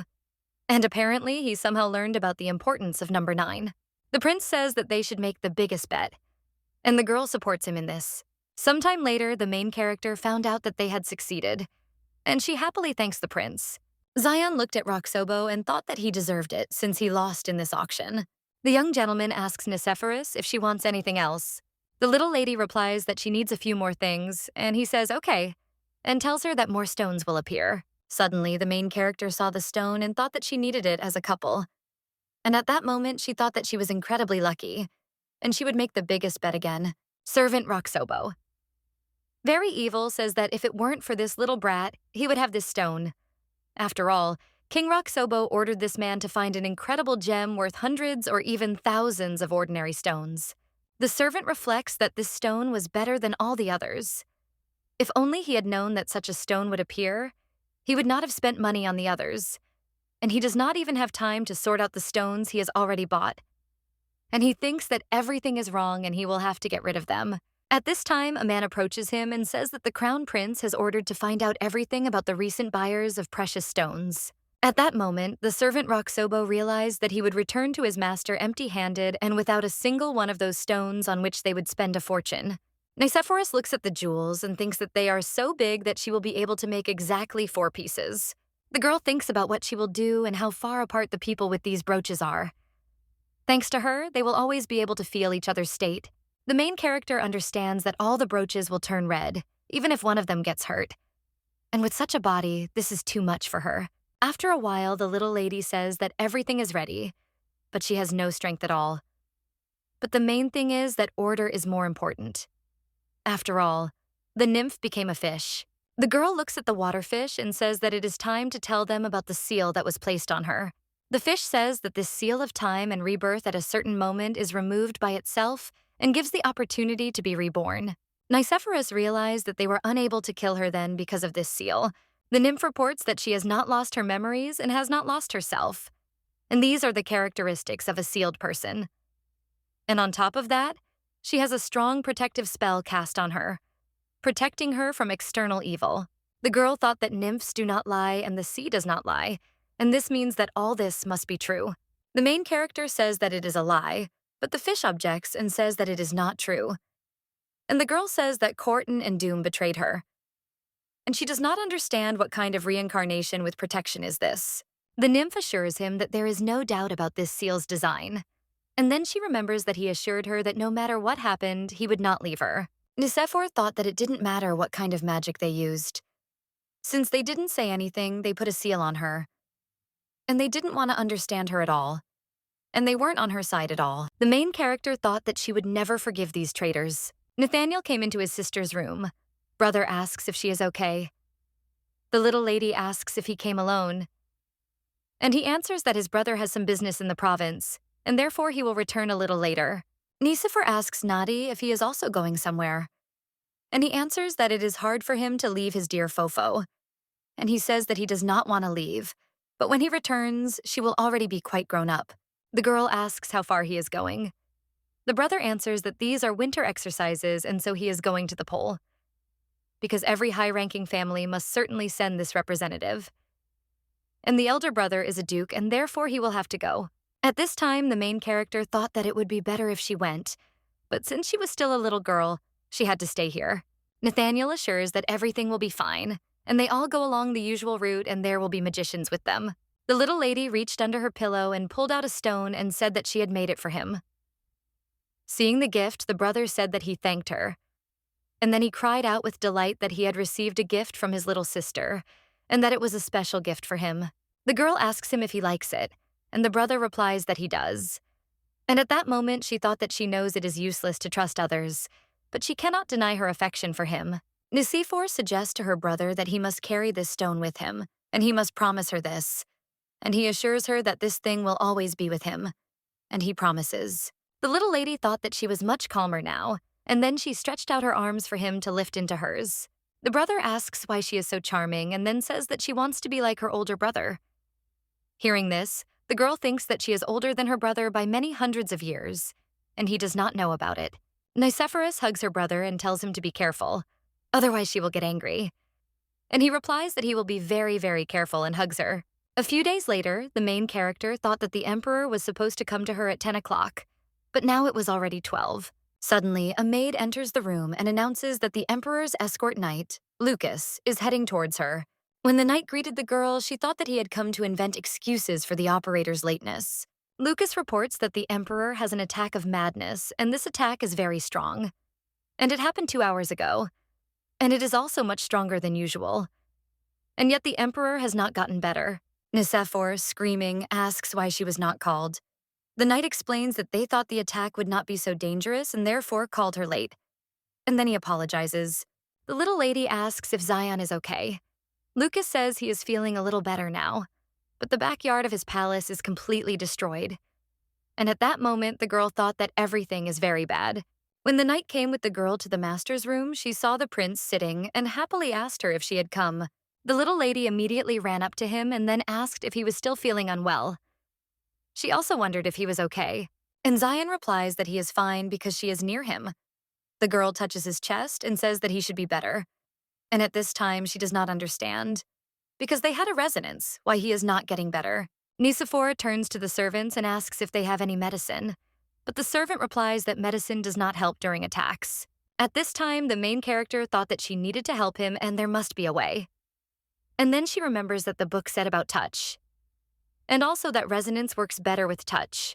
The little lady kisses the prince and thinks that since she is doing it anyway, she will take the opportunity to make him feel better. The girl saw that everything was fine with the prince, and she understood that the power of a kiss was so great. Zion thanks the girl and says that she is his angel. happiness, and good luck, and then apologizes for making her worry. At this time, the main character thought that she was glad that the prince was finally feeling better. And then she held his hand and said that she would become his family. And also, if he felt bad again, he should just tell her about it. The prince replies that he will definitely tell her this, since they are now a family. The emperor says that Zion has already fallen asleep again, and he doesn't understand when she will stop being angry and asks the little lady about it. At this time, Nicephore is extremely unhappy. And the girl thought that, to be honest, she is almost not angry. But he was late, and that is true. His Majesty asks the girl what he can do to make her stop being angry. Nicephore stretches out her hand to him and tells him to give her money. And then he claims that time is money and he must give it to her. The girl reports that 100 gold coins per second of his precious time. The emperor heard this and cried out, asking if she was a creditor. And he did not understand why she spoke so clearly about everything that concerned money. However, the little lady replies that he has upset her and says that she was waiting so much, and therefore the gold will fix the situation a little. The emperor says that he really can't just squander the state treasury, and he asks if he can give her a gift. And it could be, for example, a beautiful boat, so that she can always play on the water. And he will cast a spell so that the boat does not sink in the water. Nicephore was delighted to hear this, because she would be able to go to the beach with her often. Then she said that no spells were needed, and if the boat capsized, she would be able to splash around in the sea for a while. The girl asks how much it costs to cast the spell. His Majesty replies that it is 1 gold bar, and she offers to give it to her, and asks if he is a greedy beef. The emperor replies that he is not a greedy man. And the girl says that he is a big greedy man, and he has a terribly small soul. At this time, His Highness thought that he did not want to argue with the girl, and then said that he was making a deal with the little girl. Hearing this, she was happy, because she now has 1 gold bar and a boat. At this time, the prince thought that everything had gone well according to his plan, and it wasn't so bad to lose one's temper on purpose sometimes. After all, even though he was his uncle, he couldn't allow him and Nikki to spend time alone. The young gentleman remembers his mother's words, that one day he will have something that belongs only to him, and he thought that Nikki is only his, and he will not allow anyone to take it away. A few days later, it was time for Nathaniel to go on his training, which would last about 12 months, when, as many wizards are able to cast a spell, they can prevent possible accidents, incidents, and attacks. The brother approaches the little lady and asks if she wants to kiss him goodbye. And at that moment, she opens her arms for a hug and thinks that he just needs to come closer to her. Nathaniel asks if she wants to see how cool he is up close, and he wonders what she wants to do. The girl says that she has been building up her strength for this day, and then hugs her brother to cast a spell on him. And no matter how hard it is for him, his heart will never stop. And then she suggests that he be careful, and to reinforce this, she kisses him on the cheek. At this time, the young master thought that he felt like the whole world was at his feet. Hybert also came to say goodbye to his brother and told him to be careful and not to cause trouble. Nathaniel assures him not to worry and suggests that he keep a better eye on their fofo. When her brother left, the main character thought that she didn't even want to think about not seeing him for so long. But she understood that he would return in any case and in a year at the most. Hibbert turns to his sister and says that she is sweet and can cry.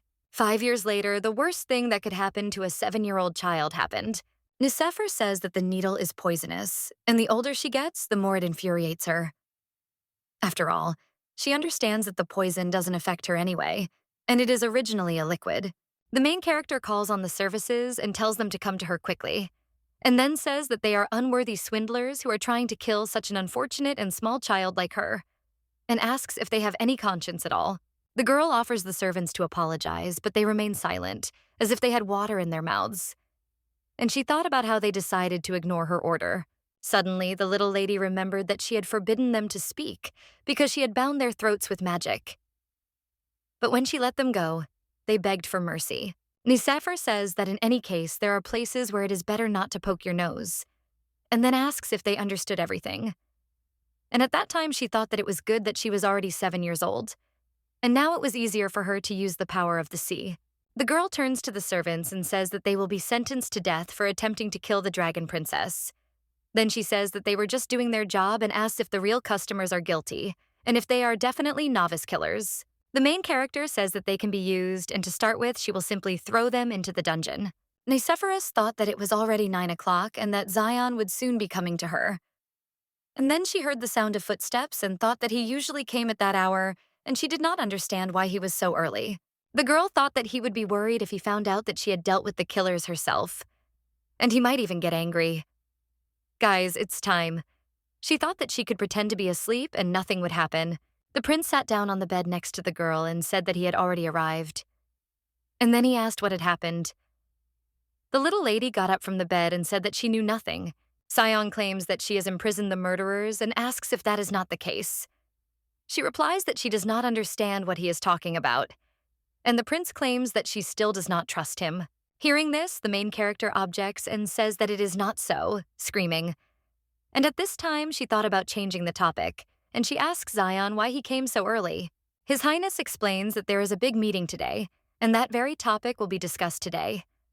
And at this time, the little lady thinks that she is not finished and asks if he is talking about the worst thing that can happen to a 7-year-old.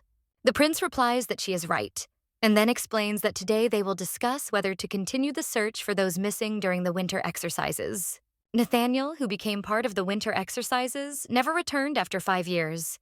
The girl understands that the aristocrats who do not support the current emperor will be against it.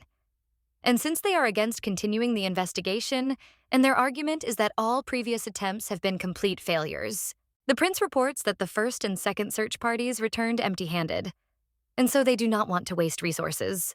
Hearing this, the main character says that they are terrible people, who only oppose the will of the emperor. And she does not understand how one can be so insensitive when even their family members were at those trainings. Sion explains that they always sent illegitimate children or offspring that they didn't think had much potential to the training. And the girl understands that this is probably why they don't want to spend money on searching. And she doesn't know what they have there. But Nathaniel is very important to her. His Majesty asks the girl if they can have breakfast first and then asks if she is hungry. Sitting at the table, Nicephore reports that her brooch is still in order. And the prince replies that his is too. And the girl says that her brother is still alive, and she does not understand how one cannot go looking for him. At this time, the main character thought that there was blood flowing through her, and apparently that was why she became too strong, and holding a fork in her hand, she broke it. The surprised prince asks if the girl is okay and if she is hurt. She replies that everything is fine, and that it was not she who was hurt, but the fork. The boy says that it is clear to him that since the fork is gone, he will feed her himself. At this time, the main character thought that with the help of the sea giants, they could easily find Nathaniel. And she wondered if there was information about the sea giants in the secret library. And she also wondered if she could enter this library, since she was already 7 years old. The prince says that he does not think so, because for that she needs to marry him and become empress. And then, screaming, he offers to marry her right now. Zion says that he is not an emperor yet, and therefore they will not be able to, since only the emperor, empress, and crown prince can officially enter there. At this time, the main character thought that she had asked the prince this question more than 100 times, but his answer was always the same, and she thought about sneaking into the secret library. But the library was under a serious spell, and so she could not remove it. After all, this spell was cast by Coorten. Nicephore doesn't understand what he wanted to hide so badly. Sion says that if he lets her go there, the noble faction will raise a ruckus, as if the crown prince is interfering in the affairs of the empire and is in cahoots with the little dragon princess. The girl thinks that you need to do something incredible and somehow distinguish yourself in their eyes, and so that the aristocrats would not even dare to open their mouths. And as a reward, ask for access to the secret library. The young gentleman heard this and said that his girlfriend was a smart girl. Well, he didn't understand what she needed to do to surprise these aristocrats. And then he said that he would find out if she could help with anything at the meeting because she was such a cutie. Nicephore, screaming, says that the meeting is coming soon and suggests that he go faster. The prince replies that he is already on his way, and then says that they will see each other later. The little lady went to the dungeon and said that the servants were behaving decently, and then asked who of them wanted to die here and who wanted to live. She heard a silent cry and thought that was fine, because she had a good heart and so she would spare them. Princess says that if they become official mercenary assassins of the castle. Heard this one rumor says that it is some kind of torture. But the little lady assures them that this is an official position. They will even be paid overtime at night and on weekends. The girl says that the castle has specially established these positions for them, and the servant asks if she will have a salary. The princess answers, screaming that considering the danger of the work, 500 gold pieces a month. The main character says that if they think about betraying her, they will immediately become shark food. The men fell to their knees and told her that they were her loyal servants. Then she told her that they really didn't want to kill her, and it was all because of the Crescent's order. Hearing this girl thought that the Crescents were the largest assassin group in the Empire, and despite the active investigation led by the Emperor, the true goals and motives of the organization had still not been revealed. The main character remembers that the previous guys they caught were also from the Crescents, and they also tried to kill her. Nicephore, addressing the servants, says that in any case, they now serve her and asks if they understood this. The mercenaries, in order to save their toughness, agreed with the girl to become her servants. And then she says that she gives them their first order. She tells them to tell them where their main headquarters is. The princess recalls that at the age of 5, she learned to escape from the palace. When they left the palace, the men showed her the gold coin store, in the back of which they received the order. The man says that there is a workshop there. And when they knocked on the door, the seller opened it and claims that this place is not for children. The guy who worked in the shop turns to the little lady and tells her that she can't come in, and at that time, the servants pulled out their swords and scared him. At that time, the main character thought that they had already started working off their 500 gold. The servants scream and say that they may not be the best at contract killings, but they fight superbly. Nicephorus entered the room with determination and saw men who were asking in surprise who had let this little girl in there. The girl says that she has a question for them, and one of the men answers that they are scary guys and suggests that she come when she breaks away from her mother's breast. The main character replies that she would be happy to, but her mother is already dead. And at that time, she dealt with them with the help of magic. And then she caught one by the hair and asked if he knew the Crescents. But the man did not answer her, and she thought that she had gone so far and it was no use. These men told her the following, that the Crescent Moon was indeed looking for the killers through intermediaries. However, even the middlemen didn't know who was behind the Crescent. After all, when the Crescent contacted someone, they don't send letters and they don't send people. They just pass by someone on the street and quietly pass on the order.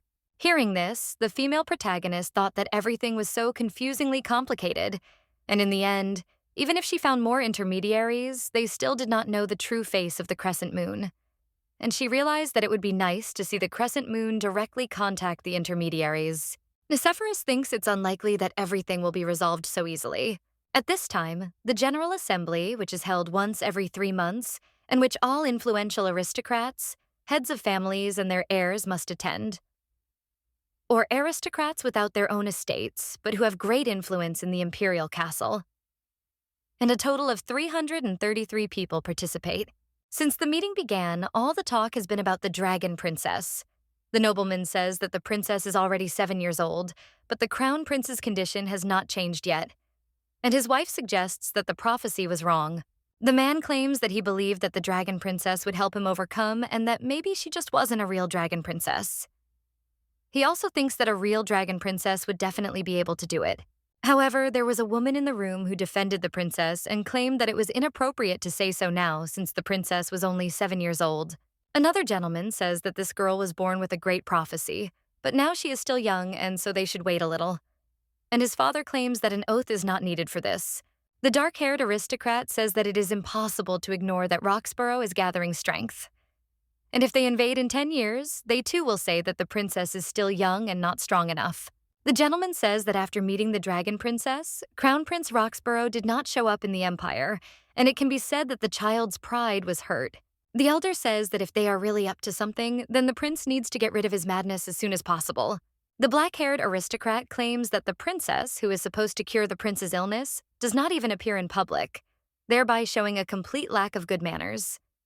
And he does not understand why, if she is a real dragon princess, she would behave like this. Hybert enters the meeting and says that this man with black hair is very cheerful, and then he asks to repeat his words. And he says that they were just discussing the condition of the younger sister. Hearing this, the aristocrats thought that he was immediately addressing them informally, and that he was not polite. Hebert claims that after their words, someone might think that she was deliberately called the Dragon Princess, and then says that if he thinks she is a fake, he offers to bring the real princess. And if he can't do that, then he should shut his mouth. The aristocrat reports that he sees the Duke beside himself with anger. and he understands that he does not want such rumors, and his family, of which there are already few members left. Hybert replied that he can think what he wants, and it does not bother him. After a few minutes, the aristocrats thought about how many times they had seen it. It still amazed them. After all, the power of the sea dragon separates a part of the consciousness and can give it a form without the body itself. The Emperor announces that they are starting a general meeting right now. At this time, the main character was walking with the maid. But when the maid saw the shell, she picked it up and asked if it was beautiful. The little lady answered that she liked shells. The maid says that this shell is just like a little lady and it is beautiful and so valuable, and then suddenly it falls to the earth. At this time, Nicephore thought that she did not understand at all how she became a maid in the Imperial castle. And then she remembered that she said that she was just lucky to get this job, and the little lady realized that she must have been so lucky. The main character thought that the meeting should have ended by now. She wet her dress, and she wondered what the maid would do if she turned away for a second. The maid turns to the princess and says that she is all wet and might get sick. However, the girl calms her down and says that everything is fine, since it is summer. The maid says that if she has even a runny nose, Mrs. Adele will kill her. Then she picks the girl up and suggests that she go quickly. The maid says that she will play with her some more tomorrow. Then she asks if she talked to the sea, and that's very sweet. Nicephorus reflects on the fact that she cannot say that she really spoke to the sea. And when they came to the palace, the prince saw the girl and said that she was all wet. The girl explained that they were playing at the sea, and then asked if the meeting was over yet. Zion tells the little lady to take a hot bath, and then he will tell her the good news when she comes back. The girl is surprised to hear this because he will tell her about the morning and then tells her that she is going. The main character reflects on the fact that apparently there is still a way to find Nathaniel. The little lady quickly washed and changed her clothes and then ran to the prince and reminded him that he had promised to tell everything. The prince says that Mr. Risean can also listen. And at this time, the little lady thought that their relationship still left much to be desired. Sion tells the princess not to be surprised, since the ruins of the sea giants were discovered, and then asks if she knows who the sea giants are. And at that time, the little lady thought about the fact that she had even met them before. When Atlantis still existed, they lived together in the sea, and some of them were sea giants. They usually lived about 200 years, and the leaders lived up to 500. However, due to their long life, they left almost no offspring, and therefore washed up to the current time. And at that time, the girl thought that she felt strange because of this, because she did not think that something could remain. The prince reports that first of all, a huge path was found, and they also found stone pillars with unknown symbols. Hearing this, Haber assumes that it was a temple. Sion says that he does not know because they do not have many records left, and thinks that this is such an important discovery. Nicephore thought that for modern people, Atlantis is something incredible. And if they find other magical objects of that time, they will sell them for a huge amount, and, of course, many of them, found by the Imperial family, belong to them. The girl suggests that there are items that the Imperial family has not found, and if 10 items are found, which are cast by the spell of the sea giants. And at this time, the prince says that he recommended the Risean family as assistants to the team to explore the ruins. Nicephore asks the young gentleman if she can join them, and he says yes. And at that moment, the little lady thought that they would not find a translator like her, and so she will try to find and take all her things. Recently, the heroine thought about the fact that they can't send a third search party because of a lack of money, and she understands that she will earn it then. A few days later, they set off for the ruins as another team of explorers. The main character understands that on the map, the journey will take 10 days, but if you use the portal, the journey will take 5 minutes. Nicephore asks if they can get out of the carriage and then suggests that they do so. However, the maid objects and says that they cannot yet because she said that it is very dangerous. And at this time, the princess thought that they were too concerned about her. The prince says that outside the castle, there is a chance of robbers attacking, and therefore it could be dangerous. However, the little lady says that she will go anyway, and Sion says that he knew she would say that. The young gentleman says that the ruins were found on a coast where no man had set foot for a long time, and there are strong winds and rough seas, and therefore it is considered an excellent place for an attack. At this time, the main character thought that he was right, because ordinary people would think so. Suddenly, the girl heard a voice from the nymph, which suggested that she not worry, because she had them. Sion says that he is sorry because he can't go with them and explains that he has to guard the castle. He then turns to the princess and says that she will have to tell him everything, and if she finds anything strange, then she should be careful. The young master explains that if something dangerous happens, then she should simply leave Master Visayan and run. At this time, the main character thought that she had never had a palace sink or turn into the sea because of her, and nothing like that had ever happened. Sitting in the carriage, the maid informs that they are leaving. And at this time, the girl became interested in how many ruins were discovered. And she does not understand whether 6 days and 5 nights will be enough for her to examine everything. Adele suggests that the princess should take a look since they had arrived. And when they got out of the carriage, the emperor and the count met them. The man reports that they have managed to decipher one stone. At this point, the princess is surprised because she does not understand how so many people could do so little. The emperor orders the decryption to be brought to him, and then he leaves and offers the princess to marry him. At this time, the girl thought that she would not follow him and went in the other direction. Adele asks the girl where she wants to go. The little lady explains that they must take a good look around, because she understands that the servants may not find anything yet. And at that moment, she thinks that there is treasure here that they have not yet found. And the little thief sets off to search. A few minutes later, the girl was there and thought about what she had already given here. Adele saw the worried girl and asked if something hurt her. However, she answered that everything was fine, and at that time she thought about what she remembered, because she had been in this place with Doom. The main character remembers that when she was still an empress, they visited a distant market of sea giants, because they needed to buy something. Doom said that there is also a sea giant market near the capital, and he does not understand why they wandered so far. However, the empress replies that they have not walked for a long time, and her stomach hurts. And she thinks that she ate something wrong. The empress announces that she is going for a walk and therefore suggests that they meet in a couple of hours. At this time, Doom asks why a person with a stomach ache would go for a walk. But the empress did not answer, and he thought that he did not understand when she had time. At this time, the main character remembers that she no longer remembers what exactly she wanted to buy, but it was definitely an item enchanted by the sea giants. Adele offers the princess to look at this. Nicephore thought that among the artifacts belonging to giants, there were often items for protection, since in these times there were frequent attacks of giants, and first she must find a place where there was a store of protection and decorations, and if something remains, the girl will take it for herself. The main character understands that if she is lucky, she will find something really valuable. And then she turns to the maid and offers to go inside. However, she objects and says that this is a historical place and she is afraid to break something. The little lady assures her that it is all right, as they are only going to look.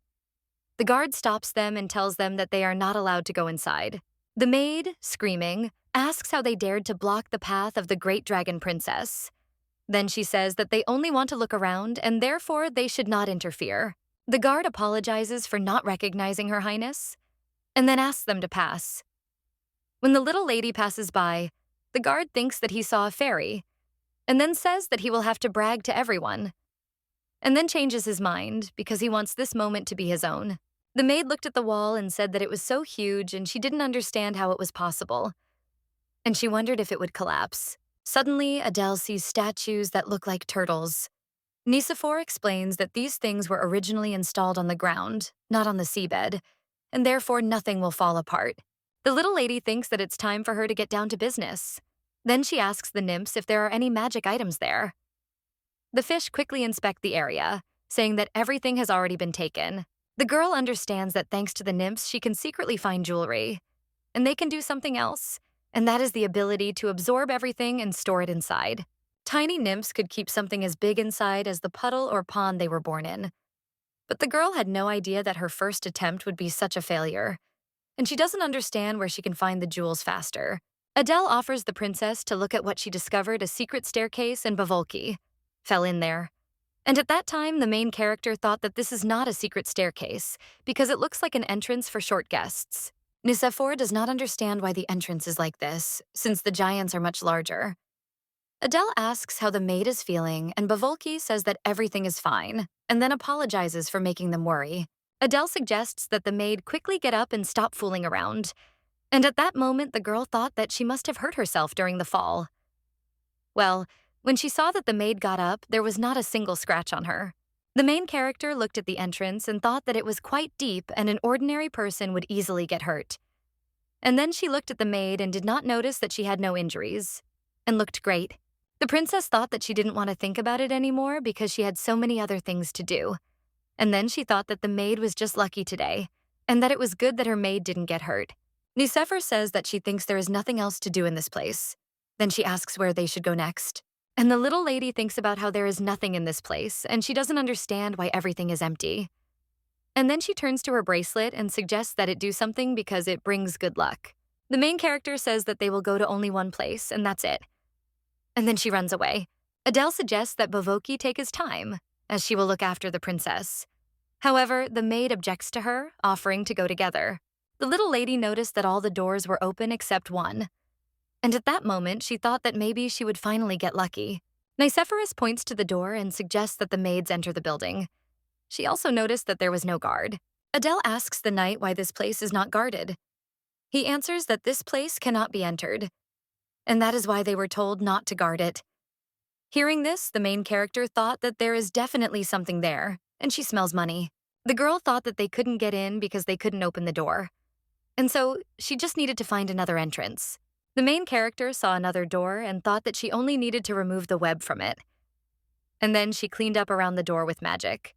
The maid asks the princess in surprise if there is anything there. The girl replies that there is, but it does not open. Then Adele suggests that she try to open it. At this time, the main character thought that this place was cursed because it does not open, and therefore she needs to use her powers. The maid reports that she is the door, something is written. And the girl saw the inscription, "Use your powers, fight and win." Nicephorus thinks that maybe she should fight the building. After opening the door, she felt its energy. The nymphs inform her that she needs more energy than the building has, and only then will she be able to enter. And hearing this, the main character thought that it would not be easy for her. And then she orders the maids to stop anyone who tries to interfere with her. The guards inform the princess that no one can go there and it is dangerous there and she can get hurt. And the knight, screaming, says that she will not succeed either. Suddenly, Nicephorus opened the door and again ordered the maid to hold back the knights, and then she went inside and cried out joyfully about what she had found. The main character saw the treasures of the sea giants, among the many jewels. She found one of the symbols of ancient Atlantis, and the sea giants were masters of fine work. The girl looked at the ring and thought that such beauty could be under a spell, and that it was the second symbol of ancient Atlantis. Sea giants also like to make useless things and spells that can help take away someone else's food, and earrings only tell the wrong answers. Nicephoros believes that it doesn't matter what the spell is, since they are ancient anyway, and she can sell them for a higher price. At this time, the emperor enters the room and says that he was looking for her, and then asks if she was going to take all this for herself. The princess responds with a cry that not at all, and then explains that she just wanted to look around and then call the others. His Majesty looked around the room and said that there were many wonders in it. However, the girl objects and says that these are not just wonders, but real treasures. And she found all this and asks if this is not surprising. After all, only she could open this door. Nicephor tells her that she has found all of this, and it must all be hers. And then she tells her that if not, she will simply close the door and never open it. The head of the expedition heard this and said that all the things that are here look like real cultural heritage, and this cannot be allowed. The Duke asks the Emperor if he will really allow her. The Emperor asks the girl if he will allow her to keep what she has in her hands. And then he says that she has found an important place and therefore deserves it. At this time, the main character thought that His Majesty had agreed to her blackmail. The magician, screaming, turns to the Emperor and says that all these things are simply incredibly important. His Majesty asks why they did not come here themselves and find this place. And they were only able to decipher one stone pillar. Hearing this, the princess thought that it seemed strange to her that they were only able to decipher one pillar, because at first glance they did not seem particularly difficult. His Majesty says that the young dragon princess is a good girl, since she was the one who found this place. However, the Duke says that she knew in advance that there was treasure in this place, and she never told about it. The Emperor says whether he thinks he is babbling about such important information everywhere. Hearing this, the Duke bowed his head and apologized. At this time, the little lady felt sorry for them and thought that she could prepare a reward for them. And then she said that in exchange, she would decipher 10 stone pillars, and she could decipher them all in 5 days. Hearing this, the magicians were surprised and asked if she knew the language of the ancient sea giants. At this time, she thought that she was already 7 years old, and therefore she could begin to show her skills. The girl says that if they don't believe her, they can ask the great sage, and then they say that the princess can take whatever she wants. The magicians understand that it is incredibly important for the sages to decipher these stone pillars, and the same cannot be said about the magicians. Nicephorus thought that she was also offended, because she could have gone a little further and the nymphs would have been able to find something else. The main character thought that when she sold all this, she would be able to get a lot of money. Because of this money, she would be able to send this third expedition to search for Nathaniel. The next day, the sage turns to the princess and tells her that they haven't seen each other for a long time. And at this time, the lady realizes that after a long exchange of letters, she and Ingenios have become so close that she simply addresses him by his nickname. When the man took the girl in his arms, she said that he had even more wrinkles. And he said that it was all because he had not seen her for a long time and was sad for the princess. Nicephore reminds her that they saw each other only a few weeks ago. The man replies that an old man like him wants to see her as often as possible before he dies. Hearing this, the main character thinks that he shouldn't make her laugh, since he has at least 50 years left to live. The sage says that the princess does not like to beat around the bush. And then he suggests getting started. The girl says that the wedding of Morpholine and Cactus gave 50 rings and 40 precious stones as gifts. And the sea giants distributed these gifts at the wedding to all the guests. The head of the study asks the girl to read. Well, when she saw this inscription, she says that a bad word is written. Hearing this, the head thought that now he understands, because it seems strange to them. The main character asks if anyone is against her receiving the treasure, and the head of the research group offers her to take everything. And at that moment, she thought that this is very good, since they officially belong to her. And she understands that she will not have problems with selling them now. Adele takes an umbrella and says that it might rain soon.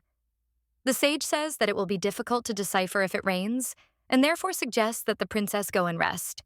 The main character remembers that it was raining that day too, and she was late because she was looking for something. And then she said that Kawartanu would like it.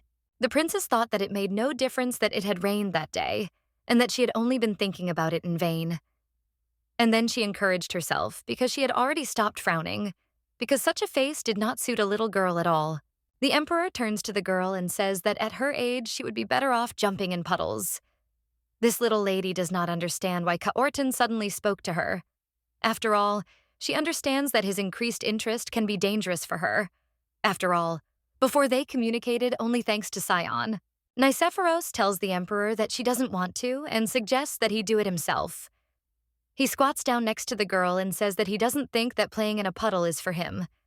And he heard that she hired funny guys. Hearing this, the main character thought that he was talking about the Assassin's Guild. His Majesty says that he understood all this in order to find Nathaniel. And then he says that he will definitely send a third search party. The main character says that he is definitely alive, and she knows this thanks to the brooch. And therefore, he will definitely be found. The emperor reports that he heard about her from Lord Rician and asks when she managed to find her. The princess replies that she made it herself and gave it to him just in case. Hearing this, the emperor says that she has real talent. Kaortan reports that they were last seen in the polar region, but then they seem to have vanished. And the girl says that she could easily find him if she only went there. And at that time, she thought about why the sea giants had vanished. Nathaniel asks His Majesty, have they searched the seabed? And if they disappeared without a trace, then perhaps they fell down. And therefore they may be at the bottom. His Majesty replies that, to begin with, people will die if they end up on the seabed, because they cannot breathe underwater. And then he says that there were no signs of a shipwreck, and therefore she need not worry. The main character reflects on the fact that even their ancestors could not breathe underwater, and only she can do it. And no one from the century in which she lived is left. The servant informs His Majesty that the cardinal has arrived from Lamert, and Kaortan informs him that he is already leaving. The princess offers him to take his jacket, since he is such a slob and it is necessary to always dress neatly. His Majesty turns to the princess and says that only she can tell the temperature, that he is a slob. But he looks at the girl. He says that she is bored anyway and offers to go together to meet the cardinal. Nicephorus saw that the rain suddenly stopped, and then she saw the boy who greeted the emperor and thanked him for his assistance. At this time, the main character thought that the priest from Lamerta somehow looked very much like Doom, and she does not understand where the cardinal is. Assistant tells the girl that this is the cardinal who appeared one day, and despite his 11 years, he has excellent skills. and he was able to stop the rains and made the sun shine again. The princess doesn't understand how such a little boy can change the weather. The emperor turns to the services and says that they can return to work. The cardinal turns to the girl and says that he welcomes her. At this time, the main character thought that if he says one more word, it will be the end for him. The boy says that his name is Helio and he is from La Merta, and he is sincerely glad to meet the Princess of Dragons in person. And he asks if the lady wants candy. At this time, the princess thought that she did not understand why he looked so much like Doom. Suddenly, the girl felt that someone picked her up. And then she screamed that she was in pain and she asked him to control the force. His Highness replies that only in this way will she understand herself when she becomes stronger. And the girl, screaming, orders him to give her the elixir of the starfish. He replies that he will give it to her. She claims that he does not know what it is. The emperor announces that he will send for him when they return to the castle, and then says that she has had enough and must return. The princess asks if he is sending her back, and then claims that this is too much. Kay Orton holds the girl on his shoulder and says that if she is done with her business, she can return soon, since he still needs to supervise the excavations. And then he lets her go to the floor and suggests not to be friends with these suspicious guys. Nathaniel asks what difference it makes to him if she is friends with them or not. Helio asks the dragon princess what her name is. And at that time, the girl thought about how he says nothing even after these words, and then answers that she is Nicephorus Rician. The cardinal says that the lady can call him simply Helio. The main character ponders the idea of having the skills to become a cardinal at such a young age. Then the girl asks if he is not busy, if he can go with her. After that, the princess and Helio visited several places, and then she realized that he was not very good at orienting himself. After all, she had looked for him 4 times. The girl could not stand it and screaming, asks if he can't find the way. Then why? He came without an escort. The boy explains that the Holy Father told him that he himself should learn to navigate. And at this time, the main character does not understand why he seems so harmless to her. And it was stupid to consider him similar to Doom. Helios says that the princess had to walk longer because of him, and then asks if she wants a blessing to get rid of fatigue. Heard this girl asking how he can. The guy replies that it is his little trick, and then says that the protection of Lady Nicephorus will arrive. At this time, the girl felt that she did not feel tired at all. And then she thanked him and offered to be friends with him. And at this time, she thought that she wanted to receive a blessing more often.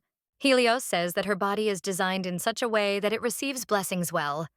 And the girl asks if there might be people who do not receive them well. The boy explains that it is different for everyone, but he usually cannot give blessings to members of the Imperial family because they tend to be rejected. Nicephorus suggests that it may be because of the energy of the sea, because the power of the sea dragon that the Imperial family possesses causes their bodies to reject it.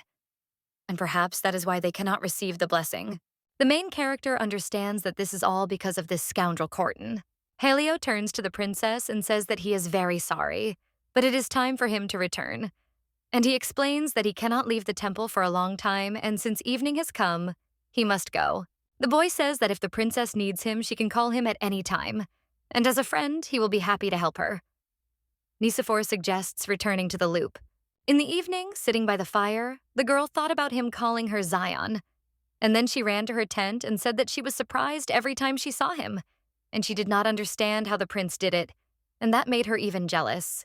The prince explains that she will be able to do the same when she grows up, and then asks if everything is okay with her. The princess announces that she has a new friend, and her new friend gave her a blessing to recover, and the lady says that she will introduce them later. Zion says he'd be glad to meet her. The girl asks if there have been any new attacks while she's been gone. He explains that he's been in resonance for a long time, so everything is fine. Then he says she'll have a hard time when she gets back. Nicephor is sure that everything is fine, because it will end with one touch. And besides, it is Kyorton who is to blame for the fact that Sion received the curse. And the girl thought that she should try to lessen his suffering. Suddenly, the prince is missing, and the little knot lady doesn't understand what happened and asks about it. And then she screams for His Highness to be found. Adele reports that the stone column suddenly had a strange reaction, and so she was told to bring the princess as soon as possible. And then she says that the great sage went there first. At this time, the main character thought that she should go there with Hubert. The principal asks if they will go together, and he also joins them. And when they came to the column, their torches went out. And the knights say that they can't see anything. The prince says that he will help them light the torches and then return.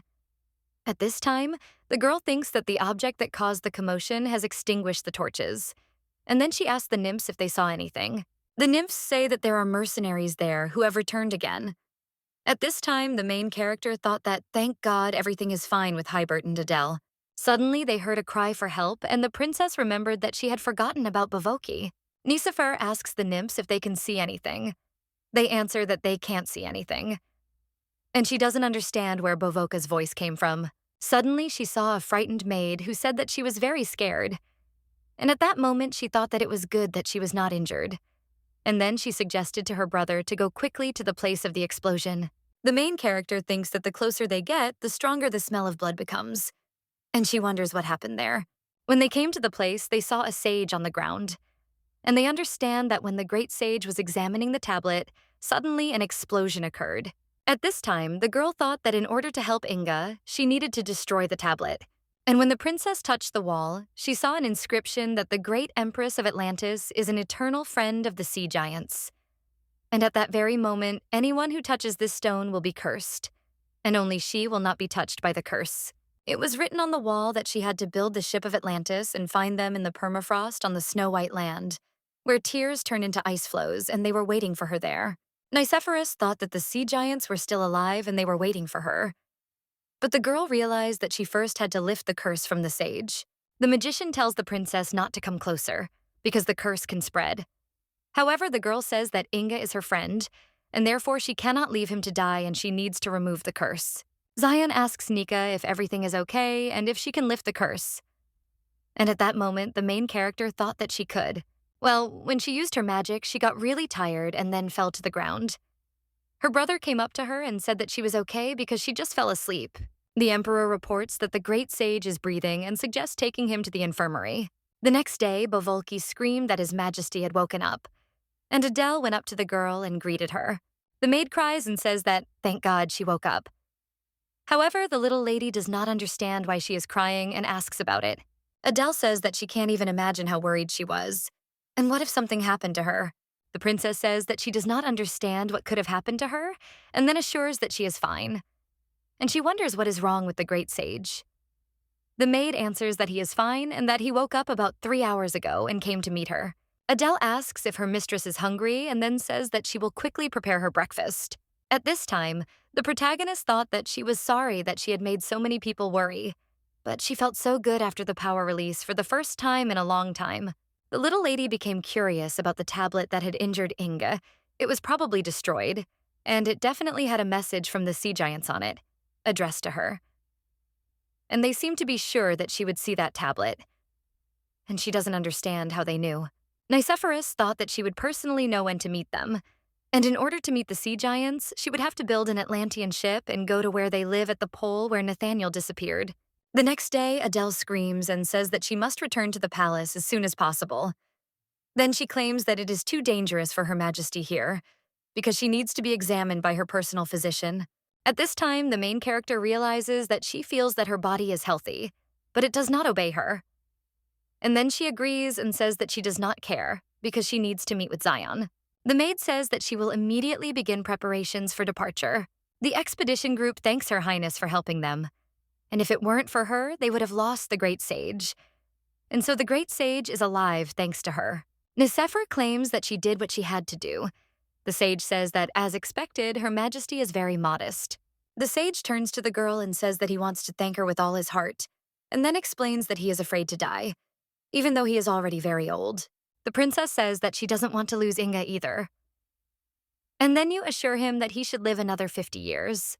The little lady says that if he really wants to thank her, he can help her with something. And then she asks him to help her with influence in the magic tower. The wise man does not understand how he can help the girl and then asks about it. The little lady whispered something in his ear, and then he agreed to help her. The princess, when she went to the palace, first wanted to meet Zion, because he was very worried about her. And it was the first time she'd been separated from him for so long. The girl ran down the corridor and thought that Zion's energy was so fickle. Suddenly, the girl was met by the prince's assistant and was surprised because he saw her. The princess explains that Zion doesn't know she's arrived, and that's why she wants to scare him. When she opened the door, the prince said that he had ordered not to let anyone in. And then he asked if she was tired of living. At this time, Nicephorus thought that she was seeing him like this for the first time, and it turns out that he is very serious when he works. The young gentleman saw Nikki, was very happy, and asked when she returned. And then he said that according to the official schedule, she was supposed to come tomorrow. The girl explains that she arrived early because she missed him. The prince says that he will have food brought, and then asks her to wait. He also wonders if she got what she wanted from those ruins. Nicephorus shows the prince the ring and says that it is a gift for him. And this is the secret that she spoke about, and therefore gives the ring only to him. The princess suggests trying to use the power on him, and then explains that this is a relic of the sea giants, and there is an interesting spell on it that will make the person next to it bald. Sion says that he uses it near his majesty, and then they smile. And he thanks the girl for the gift and says that he will keep it carefully.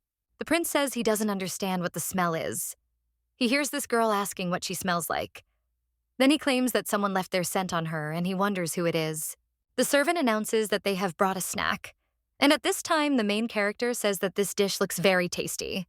The young gentleman asks who the new friend is, and the lady replies that his name is Helio, and he is the cardinal of the Church of La Merta. Nicephorus says that he commanded the rain to stop, and the weather immediately cleared up. Then she asks the prince if he knows how to do that. Sion tells that cardinals have power over certain things, and he must be able to control rain. And at that time, the main character thought that Helio was more capable than she thought. And it was good that she became friends with him. The prince thinks she had fun with her new friend Helio. The princess explains that they walked around in different places, and he even used a blessing on her. And at that time, she thought that Nathaniel would also enjoy listening to stories about the ruins.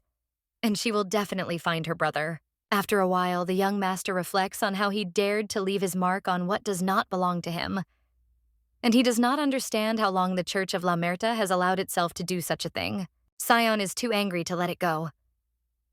And at that moment, when he had the first resonance and Nicephorus, the desire to kill that he constantly felt subsided. And so, for the first time, he felt alive. The prince thought that Helio left his disgusting smell on Nikki because he wanted to take her away from him. The prince ordered his servants to destroy the temple. The mercenary asks the believers whether to kill them. The young gentleman claims that Nikki won't like it. Then he suggests that they simply demolish the temple and destroy the things that bring in the profits from the donations. And they should also make sure that no one gets hurt. Sion doesn't understand what to do because even next to her, he still goes crazy. At this time, Helio announces that he has returned, and the gentleman with red hair asks if he has met the dragon princess. In the central temple of La Merta, there is a feeling which is called God. He took a part of himself and created him Helio. The boy reports that he has met the dragon princess. He says that he is not sure if she is who he hopes she is.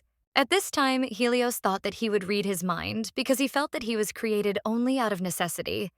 And this man did not love him. The boy remembers that he was happy when the girl said that she would be his friend. Helios says that he definitely left a mark of God on the princess, and it seems she didn't notice it, and she gave it to him as a friend. The man asks if he got along well with this dragon. And at that moment, the boy thought that he would not escape from here until the end of his life. At this time, the aristocrats are talking about how Her Majesty saved the life of the great sage, and they do not understand how such a young girl did such a big task. And they also assume that Her Majesty has special abilities. Nicephorus abilities. Abilities and achievements that right now can be put in a secret archive. And she should be patient until public opinion takes root. The main character doesn't understand what to do until then. After all, Sion should have arrived already. When the girl opened the door, she saw the prince's assistant, who reported that His Majesty had not yet gotten up. Hearing this, the girl thought that perhaps he was sick, and she was worried because he had never slept for so long. The princess says that she will go to Sion and suggests the servant not to worry so much. And at that time, she thought that it could be because of the obsidian ring that she gave him yesterday. Nicephor. When she entered the prince's room, she saw that he was lying on the bed, and when she came closer, she touched his face and realized that he had a fever. The girl asks what the doctor said and wonders if he took his medicine. Then she claims that he felt ill because he worked late again. His Majesty reports that he is fine, and then explains that he wanted to stand and see her. And it turned out that she herself came to him. The main character assures him that she will come until he gets better, and he should not doubt it. And then she tells him that he cannot work today. Sion says that he has some things to do that he has to finish, and the little lady says that she will do it all for him. And at that time, she thought about how she was an empress in her past life, and she doesn't do things just because she doesn't want to. Nicephor asks the young gentleman if she should call the servant. He tells her that he gave them the day off as soon as he felt he had a fever. Hearing this, the girl thought that he did not want to show them his weakness, and only she sees him like this and therefore must protect him. The little lady asks if there are any things to do, whether they are on the table. The prince answers that all the papers are on the table, and then the girl says that she will do them. After a while, the main character asks what these papers are. The young gentleman explains that it is connected with the New Year's party. And at this time, the little lady understands that he must participate in such events. The main character thought that instead of these boring parties, it would be 100 times more useful to just look at the sea. Nicephor asks the prince if it is possible to have a party outdoors this time, and not indoors, but at sea. And it is possible to go boating, since New Year is a summer season. Zion says he's interested, then asks if Nikki would like to write the instructions himself. The princess agrees with him, and at that time thought that she would write everything down to the smallest detail. While working, the princess fell asleep. And then the young master took her in his arms and said that she could sleep some more. And she herself is so small and always tries to protect him. The prince put the girl in his bed and thought that she was beautiful. The young gentleman reflects that he is sorry that he pretended to be sick and made Nikki work, but she will worry if she finds out about the destruction of the boar, and it would be great to work with her every day. Zion looks at the work the princess has done and thought about what you have in the documents above, and they are the most important, but something is missing. And Nikki is so expecting this banquet. The prince took the seal and thought about how it was used for emergency orders. And then he put it on the documents that the girl was working on. Sitting on the bed next to the girl, the prince thought that thanks to her, he now has new dreams. And he looks at her sleeping face and thinks about what she dreams about now. And even about the fact that they will get married one day. The young gentleman understands that he will have to wait a very long time since the princess is still a child.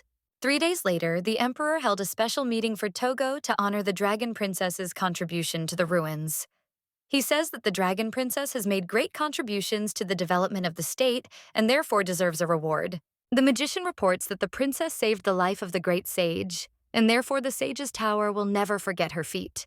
The aristocrats say that the young dragon princess assessed the situation faster than either of them, and she is a very wise and noble person. The emperor says that he wants to give her a reward. However, the girl objects and says that the reward will be an entrance to the secret library, and then asks what merits she has there. The girl believes that she has saved a great sage, discovered a bunch of cultural treasures, and translated the tablets quickly, and then claims that this will be enough to get her through. The duke turns to the girl and asks if she understands what she is talking about. When she hears this, the girl thinks what kind of idiot dares to ask her such questions. And then she says that the documents she is looking for are there. The duke offers the lady to tell him what the documents are, and then claims that it will be easier if he finds them himself and brings them to her. At this time, the princess thought that she did not like him at first sight. The emperor heard this and thought that he would cover for her, but she just had to start a fuss. Nicephor says that it is none of his business. The man says that, as expected, her grace knows no bounds, and she is so noble and majestic. A man asks a lady to repeat what she just said, and she says that she is not his mind. Hearing this, he says that he has been waiting 10 years for someone to say that. The emperor proposes to consider the matter again, and then asks if everyone agrees with the duke. The aristocrats say that for the princess's merits, in addition to access to the secret library, she is entitled to other rewards. And then they offer to choose the one who will go with the princess to the library. The main character looked at the count and thought that he was planning something, and she would like to know what he was thinking about. His Majesty announces that this meeting is being declared closed and the secret library will be opened right now. Hearing this, Nicephorus thought that she would finally see the notes left by Kyordan. The girl asks the prince when she can enter. He explains that they must wait for the arrival of 5 witnesses from noble families, and 1 each from the wizards and sages. After all, without them, even the emperor himself cannot enter. The main character thought that she needed to look around while they waited, and she didn't understand what was so great there that she couldn't go in there alone. The princess touched the pole and thought that it was made of the ribs of whales with hexagonal tails, and they were difficult to catch because they were very dangerous. Nicephorus wonders if Doom helped build this library, and she doesn't understand why she keeps thinking about them so much lately. When the little lady saw the emperor, she asked if they could come in now, and he asked the witnesses to sign. And then he turned to the girl and said that there was only a little time left and she had to be patient. When they entered the library, the princess saw that it was very ancient and everything was perfectly preserved. And this is probably because of the whale bones. Kaorton reports that the first emperor's records are in another place. Hearing this girl went to look for it. And in a few minutes, she found the first emperor's diary. The prince says that he will help Nikki because only authorized members of the Imperial family can take out this book. And when he takes out the book, he says that she can take her time and read, and he will not disturb her. Opening the book, the girl thought that this was indeed the Kaorton she knew. After all, there were periods at the end of sentences and crooked handwriting. And this is what she had seen hundreds of times in documents. The main character thought about how she had a strange feeling from Togo, that she was reading something he had written again. And it was probably because of Togo that she wanted to believe that he wouldn't have passed it on to her. Nicephorus wonders if he wanted to be emperor that badly. And so she suggests that he should have simply asked her, and she would have gladly given in. At this time, the main character reads that he should calm down because the ruler must exercise self-control. One thought that she should read what was written. The girl reads that a month after the foundation of the state, everything is going well. The people who needed faith in something easily accepted the new religion. But they still know the man who is still deep in their hearts, and they still have not forgotten the goddess of the sea. At this time, the main character thought that the religion of La Meurthe was founded by Corten, and she does not understand what kind of sea goddess she is and does not remember such a religion. Nicephorus thought that she needed to go to the main temple of La Meurthe as soon as possible. Suddenly, the girl saw her face on the cover, and she does not understand why he agreed on it like that, and it would have been better if he had simply drawn half a face. And then she saw that it was written that their goddess, whom they should always remember and glorify, was Tarasa, the goddess of the sea. At this time, the princess thought that he had sealed her, although he considered her a deity and condemned her to suffering. The main character thought that the diary did not say that Kaorton lived happily, and in the diary there was only his pain. Nicephor reads that a year after the founding of the state, his body is in poor condition and his blood is cooling and then boiling again. And he cannot describe this pain, as if his body is falling apart and coming back together. And perhaps his children will have to endure this because he is gradually losing his self-control. Kaorton understands what he has done, having reached this point, and there is no turning back, since the sin he must endure is the price for his stupidity, which he left for later once again. And he must endure it all. The princess read the penultimate page of the diary and thought that there were no more documents linking her and Kaorton. The main character, having read the diary, thought that he, as always, interrupted in mid-sentence. And in the end, he could achieve only one thing. She was reborn again in this generation. The girl understands why he sealed her away for 1,000 years, and he didn't write why he did it. But she wonders why there is nothing about his friend Doom in this diary, and Kaorton gave it to her because of Doom. The princess believes that there must be more in the diary and that this cannot be everything. Suddenly, the main character saw a page that was thicker than the others, and she thought that they were glued together. And she also remembers that this is a method that Atlantis would use to hide something important. Nicephor thought that if she carefully wet the edges of this page and peeled it apart, she could read what the author wanted to hide. The main character remembers that when the seal was removed and she woke up as a child, the people she knew were already dead, and everything that was dear to her disappeared. And wake up alone in the future and live with memories of the past. The girl remembers how lonely she was, and she couldn't even imagine that she would be able to endure this deep loneliness. Suddenly, the girl heard the prince asking her if she was okay. The princess replied that she would read a little more. And at that moment, she thought that Zion was so kind and he didn't even try to find out anything. At this time, Nicephorus opened the glued pages and saw a sign, and she does not understand what it means. But she understands that this note was written by Doom.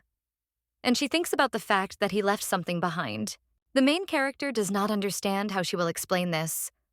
After all, she does not know what is being discussed since only some numbers are written. The emperor, who saw the girl on the floor and asked why she was acting like that. And at that moment, he thought that she had found what she was looking for, because apparently that was why she was acting like that. His Majesty approaches the girl and tells her that she has had enough of lying on the floor and suggests that she get up. At this time, the girl shows him numbers, and he does not understand what numbers she is talking about. And then he says that, in any case, it is high time for them to leave and suggests that they get ready. Nicephor thinks that they conspired together and betrayed her, and she does not understand why Kaorton hid this note. and she was reborn 1,000 years later as a princess of dragons. And that's it. The prince asks the girl if she has learned everything she needed to know. And at that moment, the girl thinks that she does not understand who the first dragon princess was. After all, the diary only wrote about Caorton's suffering. When the princess came to her room, she was very thoughtful all the time, and the servants did not understand what had happened to her. At this time, the main character is thinking about the numbers that were in the notes and that she looked at. Since the dates were written in Caorton's diary, and she suggests that this may not even be related to his diary, the girl thought that she needed to remember the notes she had read that were connected with Caorton and Atlantis. The princess remembers that the sea was destroyed because of the sins it committed. Because a simple man, as he cannot know this, and the sin has already been committed and cannot be corrected. Nicephorus read that Atlantis, with all its rich culture, disappeared under the sea, and only 2 apostles survived. And at that time, she thought that perhaps doom meant the number of survivors. And she realizes that the numbers were wrong, because they were not the only ones who survived. The main character remembers the prince and thought that he reminds her of someone. After all, Roxborough's ancestors could be Atlanteans. And perhaps the first princess of dragons was from Atlantis. And they say that she cured the madness of the first emperor, and she must be no ordinary person. The girl believes that Caorton was not cursed by the sea dragon if he himself cast the curse on himself and his descendants. And this means that the dragon princess definitely used Atlantean magic to cure him. The main character reflects on the fact that, most likely, the Risaean family was created so that someone outside the Imperial family could lift the curse from his descendants, and that someone is probably her, because Caorton hoped that she would be the one to lift the curse. And he couldn't imagine how complicated and convoluted the plan was just because of the one that Doom loved. The girl understands that there must be some other reason, and she remembered that you can't take an oath until you're 15. And at that time, she thought that I still have so long to wait, and it's 7 long years. Nicéphoro hears that the servants are arguing about who should approach her, and she thinks that they have completely lost their fear. The servant turns to Her Majesty and offers to try the cake, and then explains that he bought it just now and with his own salary. The princess thanks him and then asks if he is dear. However, he suggests that she try it quickly. And then the girl takes a piece and thinks that it is very tasty. And then she thinks that she has learned a lot. And that is enough. Nicephorus remembered the words of the servant who said that he bought the cake with his salary and thought that she should slowly start earning money. The main character says that she will earn money. Hearing this, Haber asks why she suddenly wanted to do something like that. He also wonders how she is going to earn money. At this time, the girl thought that she had come to this decision after much thought, and he did not even understand this. The girl shows her jewelry that she found in the ruins and says that when she sells it, she will earn money. And she does not understand what to sell first. After all, she cannot sell them all at once. The brother claims that these jewels may have great cultural significance. The little lady replies that she doesn't care, since the emperor has allowed her to keep them. At this time, she thought that she had smuggled most of these things in secret.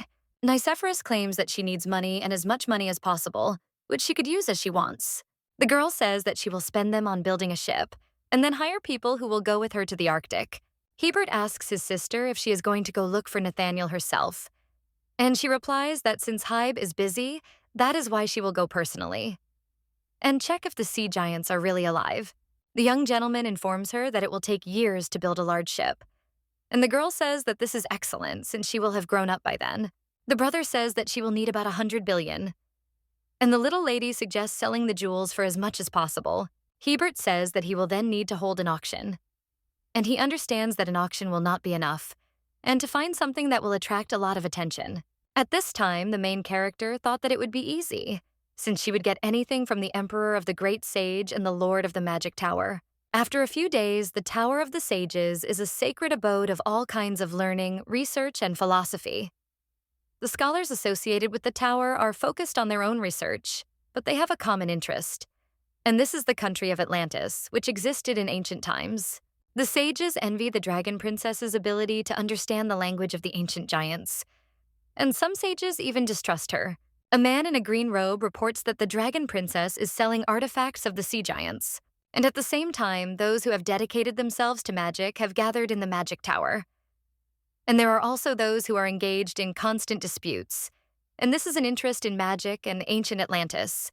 Atlantean magic is very rare in their time, And some mages are extremely interested in the ancestor of the dragon princess Nicephorus, Riseon. The magicians say among themselves that they need to save up money and buy what the princess is selling. They also dream of buying artifacts from the sea giants. The head of the Imperial Palace's History Protection Department fainted from shock when he learned that the dragon princess wanted to sell cultural artifacts at an auction. The magician says that they'd better go to the auction and buy everything, since they have a big budget. And another magician says that the applications for using the budget are already ready, and the employees have already submitted applications for using the budget. After some time, the long-awaited day of the auction came, and at this time, the main character felt very excited. Because for this day, she received things from the Emperor of the Great Sage and the Lord of the Magic Tower. The girl understands that she will receive a 5% commission from the sales of these items. Suddenly, the prince takes the little lady in his arms and invites her to go with him. When the girl saw her brother, she asked if many guests had come. He answered that many had come, and if he was interested, he could see them in person. The main character took Zion by the hand and suggested to look together. When she looked behind the curtains, she saw many people. The prince says that many people have come from the Tower of the Sages and the Magic Tower, and there are also many from the Department of Historical Protection. The little lady says that people from other countries have come here, and at that time she thought that she would be able to collect the necessary amount.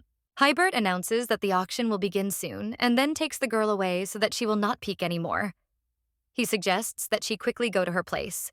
Nicephor says that she could have simply told her brother how many people had come, and she would have seen them soon anyway. Suddenly, the main character saw Helio, and she doesn't understand what he's doing there. And at that time, she thought that she still wanted to go and see him. The girl looks at the guy and does not understand how she can approach him and whether it will be possible to get only Helio out of there. At this time, the prince saw the interested girl and asked where she was looking. Hearing this, the main character thought that Zion did not like Helio. Nicephorus replies that she is not looking at anything, and then says that the auction is beginning. The main character looked at the men who were sitting, and she doesn't understand why they came if they're not doing anything. She wonders if they'll sit like this until the end. Helio noticed the girl, and in response she smiled at him and waved her hand. Zion asks the princess if she is hungry, and then tells her that he was told that they prepared a snack, and he asks if she will have one. The girl replies that she wants to eat, and at that moment she thought about the fact that she did not even have breakfast. The prince takes the meat and offers to feed the girl. The surprised lady says that he is the crown prince and then asks if he can feed her like that. His Majesty speaks of what he often did in the palace. However, the girl assures that they are not in the palace now, but she still agrees, and he feeds her. And at that time, the main character thought that the prince was polite and caring to her, and he was also handsome, cool, and even sweet. And he would be an ideal husband, and she wondered how many girls would run after him when he grew up. Zion looked at the little lady and asked what she was thinking about so deeply. She replied that she was thinking about the luck of the one who marries him. The prince does not understand why she wants him to marry another, and then says that he has a princess for this. Nicephor announces that the crown prince and the dragon princess are to be bound together, but not married, and he must find the one he loves. Hearing this, the prince became sad, and the girl thought that she had done something wrong. And she ponders that maybe she made him feel abandoned and she does not understand how she can fix it. Helio approaches them and greets His Highness and the princess. The prince asks warily what the priests of the fallen religion needed, and then says, "Who would have thought that those who should pray, steamed up in their temple, would come to ordinary people?" The blonde boy replies that it is God's blessing, and they came because they heard there would be a special item at the auction. At this time, the main character does not understand what kind of atmosphere this is, and Zion said that some smell has clung to her, and for this reason. His Highness reports that he recently sent a gift to La Mer and then asks if they received it. Helios replies that because of this, many innocent believers were left homeless. Zion claims that he could use some humility from them. However, the fair-haired boy objects and says that believers are not sinful. Hearing this, the main character thought that she needed to try them on, and then she said that she was glad to see Helio. The girl says that she was told that there was some kind of smell left on her then, and she asks if he knows what it is. The blonde boy explains that it was an accident, and it seems the smell was left because he put a blood blessing on her, and that's why she was uncomfortable. Nicephor. Hearing this says that it is not on purpose, and therefore she understands him, and then says that she will talk to him separately. After some time, the prince informs Nikki that the total amount of the auction has already reached 10 billion. Hearing this, the main character thought that with this money, she would be able to find her brother Nathaniel. Hybert tells his sister that it's time for the speech he was talking about. He then says that before they continue, they'll give the floor to the dragon princess who made today's auction possible. Nathaniel thanks them aristocrat this for coming today. And then he gives his name and tells the reason why she arranged this auction. The girl says that she will speak about this for the first time, and instead of sending a third search ship to the Arctic, she wants to build a military ship herself. The main character says that she will find sea giants that live somewhere in the Arctic and find the missing people through them. And then she asks if there is anyone in the room who wants to go with her. But suddenly, her brother takes the microphone from her and says that he will answer their questions if they have any. At this time, the girl thought that she had told everything, and now it was Heiberg's turn. And she would like him to finish with some beautiful words. 5 days later, the Emperor says that he regrets not having seen it with his own eyes, because he heard people say it was very impressive. Nathaniel explains to His Highness that they are all exaggerating, and he asks if she is going to build a ship with this huge amount of money. The main character replies that her brother has already found a shipbuilding company, and she says that she is going to recreate the ancient ship of Atlantis.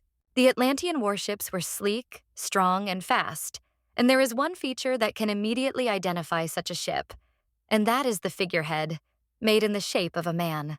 At this time, the princess thought about who she should hang on her ship, Hybert or Zion. His Majesty asked the princess if she knows what happened to Zion that day at the auction. Nicephore replies that she knows nothing and that she was informed that he had a very long conversation with the Cardinal of La Meurthe.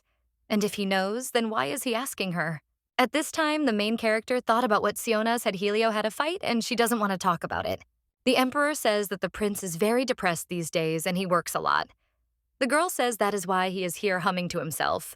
His Majesty explains that she must understand him correctly, since he took it because he wanted to learn to work, and he did not force him. The girl thought about how after the auction, Zion never came to the Pearl Palace, and it was probably because he was so busy. Keorton says that the prince was probably offended by something, and he remembers how he came to the Pearl Palace every day, no matter how busy it was. Nicephorus says that the prince is probably just very busy because the New Year's banquet is coming soon. His Majesty says that everyone will be wearing masks at the banquet this time, so he must have a lot of work to do. Hearing this, the female lead thought about how he could talk like that, as if it wasn't his job at all. And the Emperor probably isn't just having fun. The princess reflects on the fact that she likes orange light and she will need to make a mask of the same color. She also needs to order something before the New Year's banquet. The girl says that she wants to order something, but in such a way that Xion and Hibi don't know about it. And then she tells the Emperor what it is. His Highness wrote it down and said that he would order it to be prepared as soon as possible. A few days later, on the New Year's banquet day, the main character looked at the decorations and thought that at first she wanted to make it as a piercing, because some people pierce their ears because of this. Adele reports that the weather is very fine today, and then asks if her mistress will be going on a boat ride. The main character claims that she will be the only one on the ship. The maid heard this and said with surprise that it was dangerous, and the little lady suggested that she not worry. And then she explained that she would call Zion if she was in danger. And at that time, she thought that he would definitely not be able to avoid her. The maid did her mistress's hair and says that everything is ready, and then suggests that she be careful. The Count says that he has come to see Her Highness off, to see him at the princess call his name, and he says that it is an honor for him that she remembers his name. Nicephore tells the master to give her a mask. Then she asks what happened to his hair color. Lucas explains that this color has become fashionable lately, and young girls want to be like her.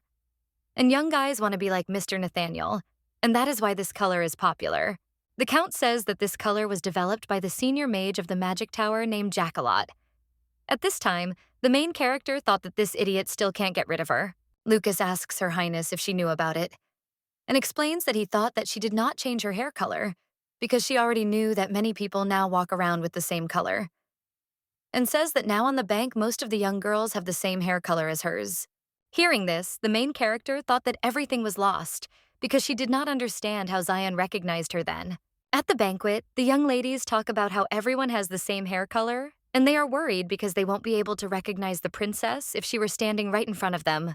The girl with green hair says that, according to rumors, the princess is very beautiful and sweet, and she will become a real beauty when she grows up. But the other one claims that Countess Betelgeuse is also very beautiful, and she is the only daughter of the Prime Minister with a goatee.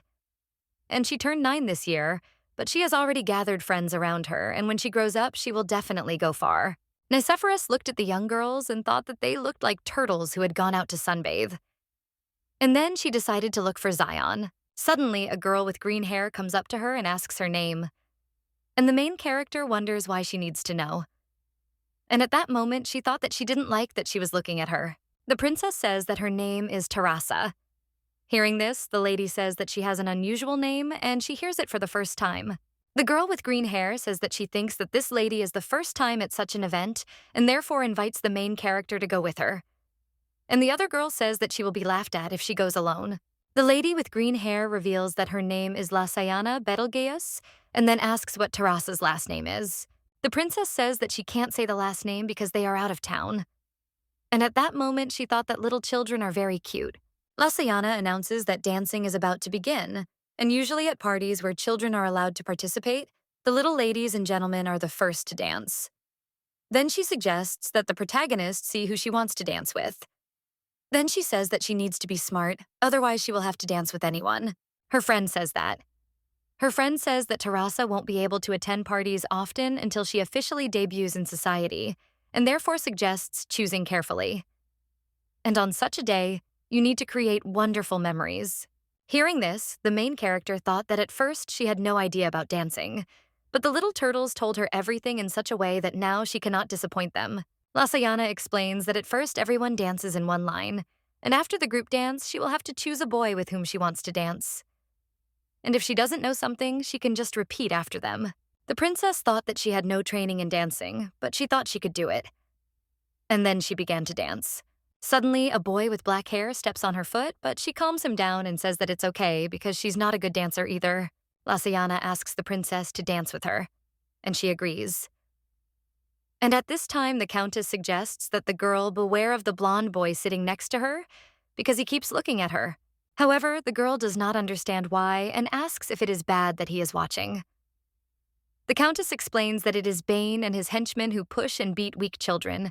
Hearing this, the main character thought that Bane was related to this scoundrel. And it turns out that the girl invited her to dance to tell her about it. And she does not understand why the lady with green hair is so cute. The main character asks the countess if she asked her to dance, because if she hadn't said so, it could have hurt her. And then she smiled. Lasayana says that the girl shouldn't laugh so openly and needs to be more serious. And then she says that these guys pick on kids like her who aren't used to such events and bully them. The princess bends the girl, and then asks if she is okay. The surprised countess says that she is fine. And then she goes away and asks her mother if she danced well. Nicephor looked around and realized that all the children came with their parents. Suddenly, some ladies approach her and ask what family she is from. They ask her to tell her name. Hearing this, the main character thought that they had guessed that she was the Princess of Dragons. And at that time, she thought that it was time for her to reveal that she was a princess. And after that, she would intimidate the guys who had offended Lasayana. At this time, the prince comes to her and says that he was looking for her. And then they went sailing on a boat. The princess asks His Majesty if he saw how Count Carot's nephew hit Lasayana, and he asks if she wants him to call him and scold him. However, the lady objects and says that they need to find a moment to shame him.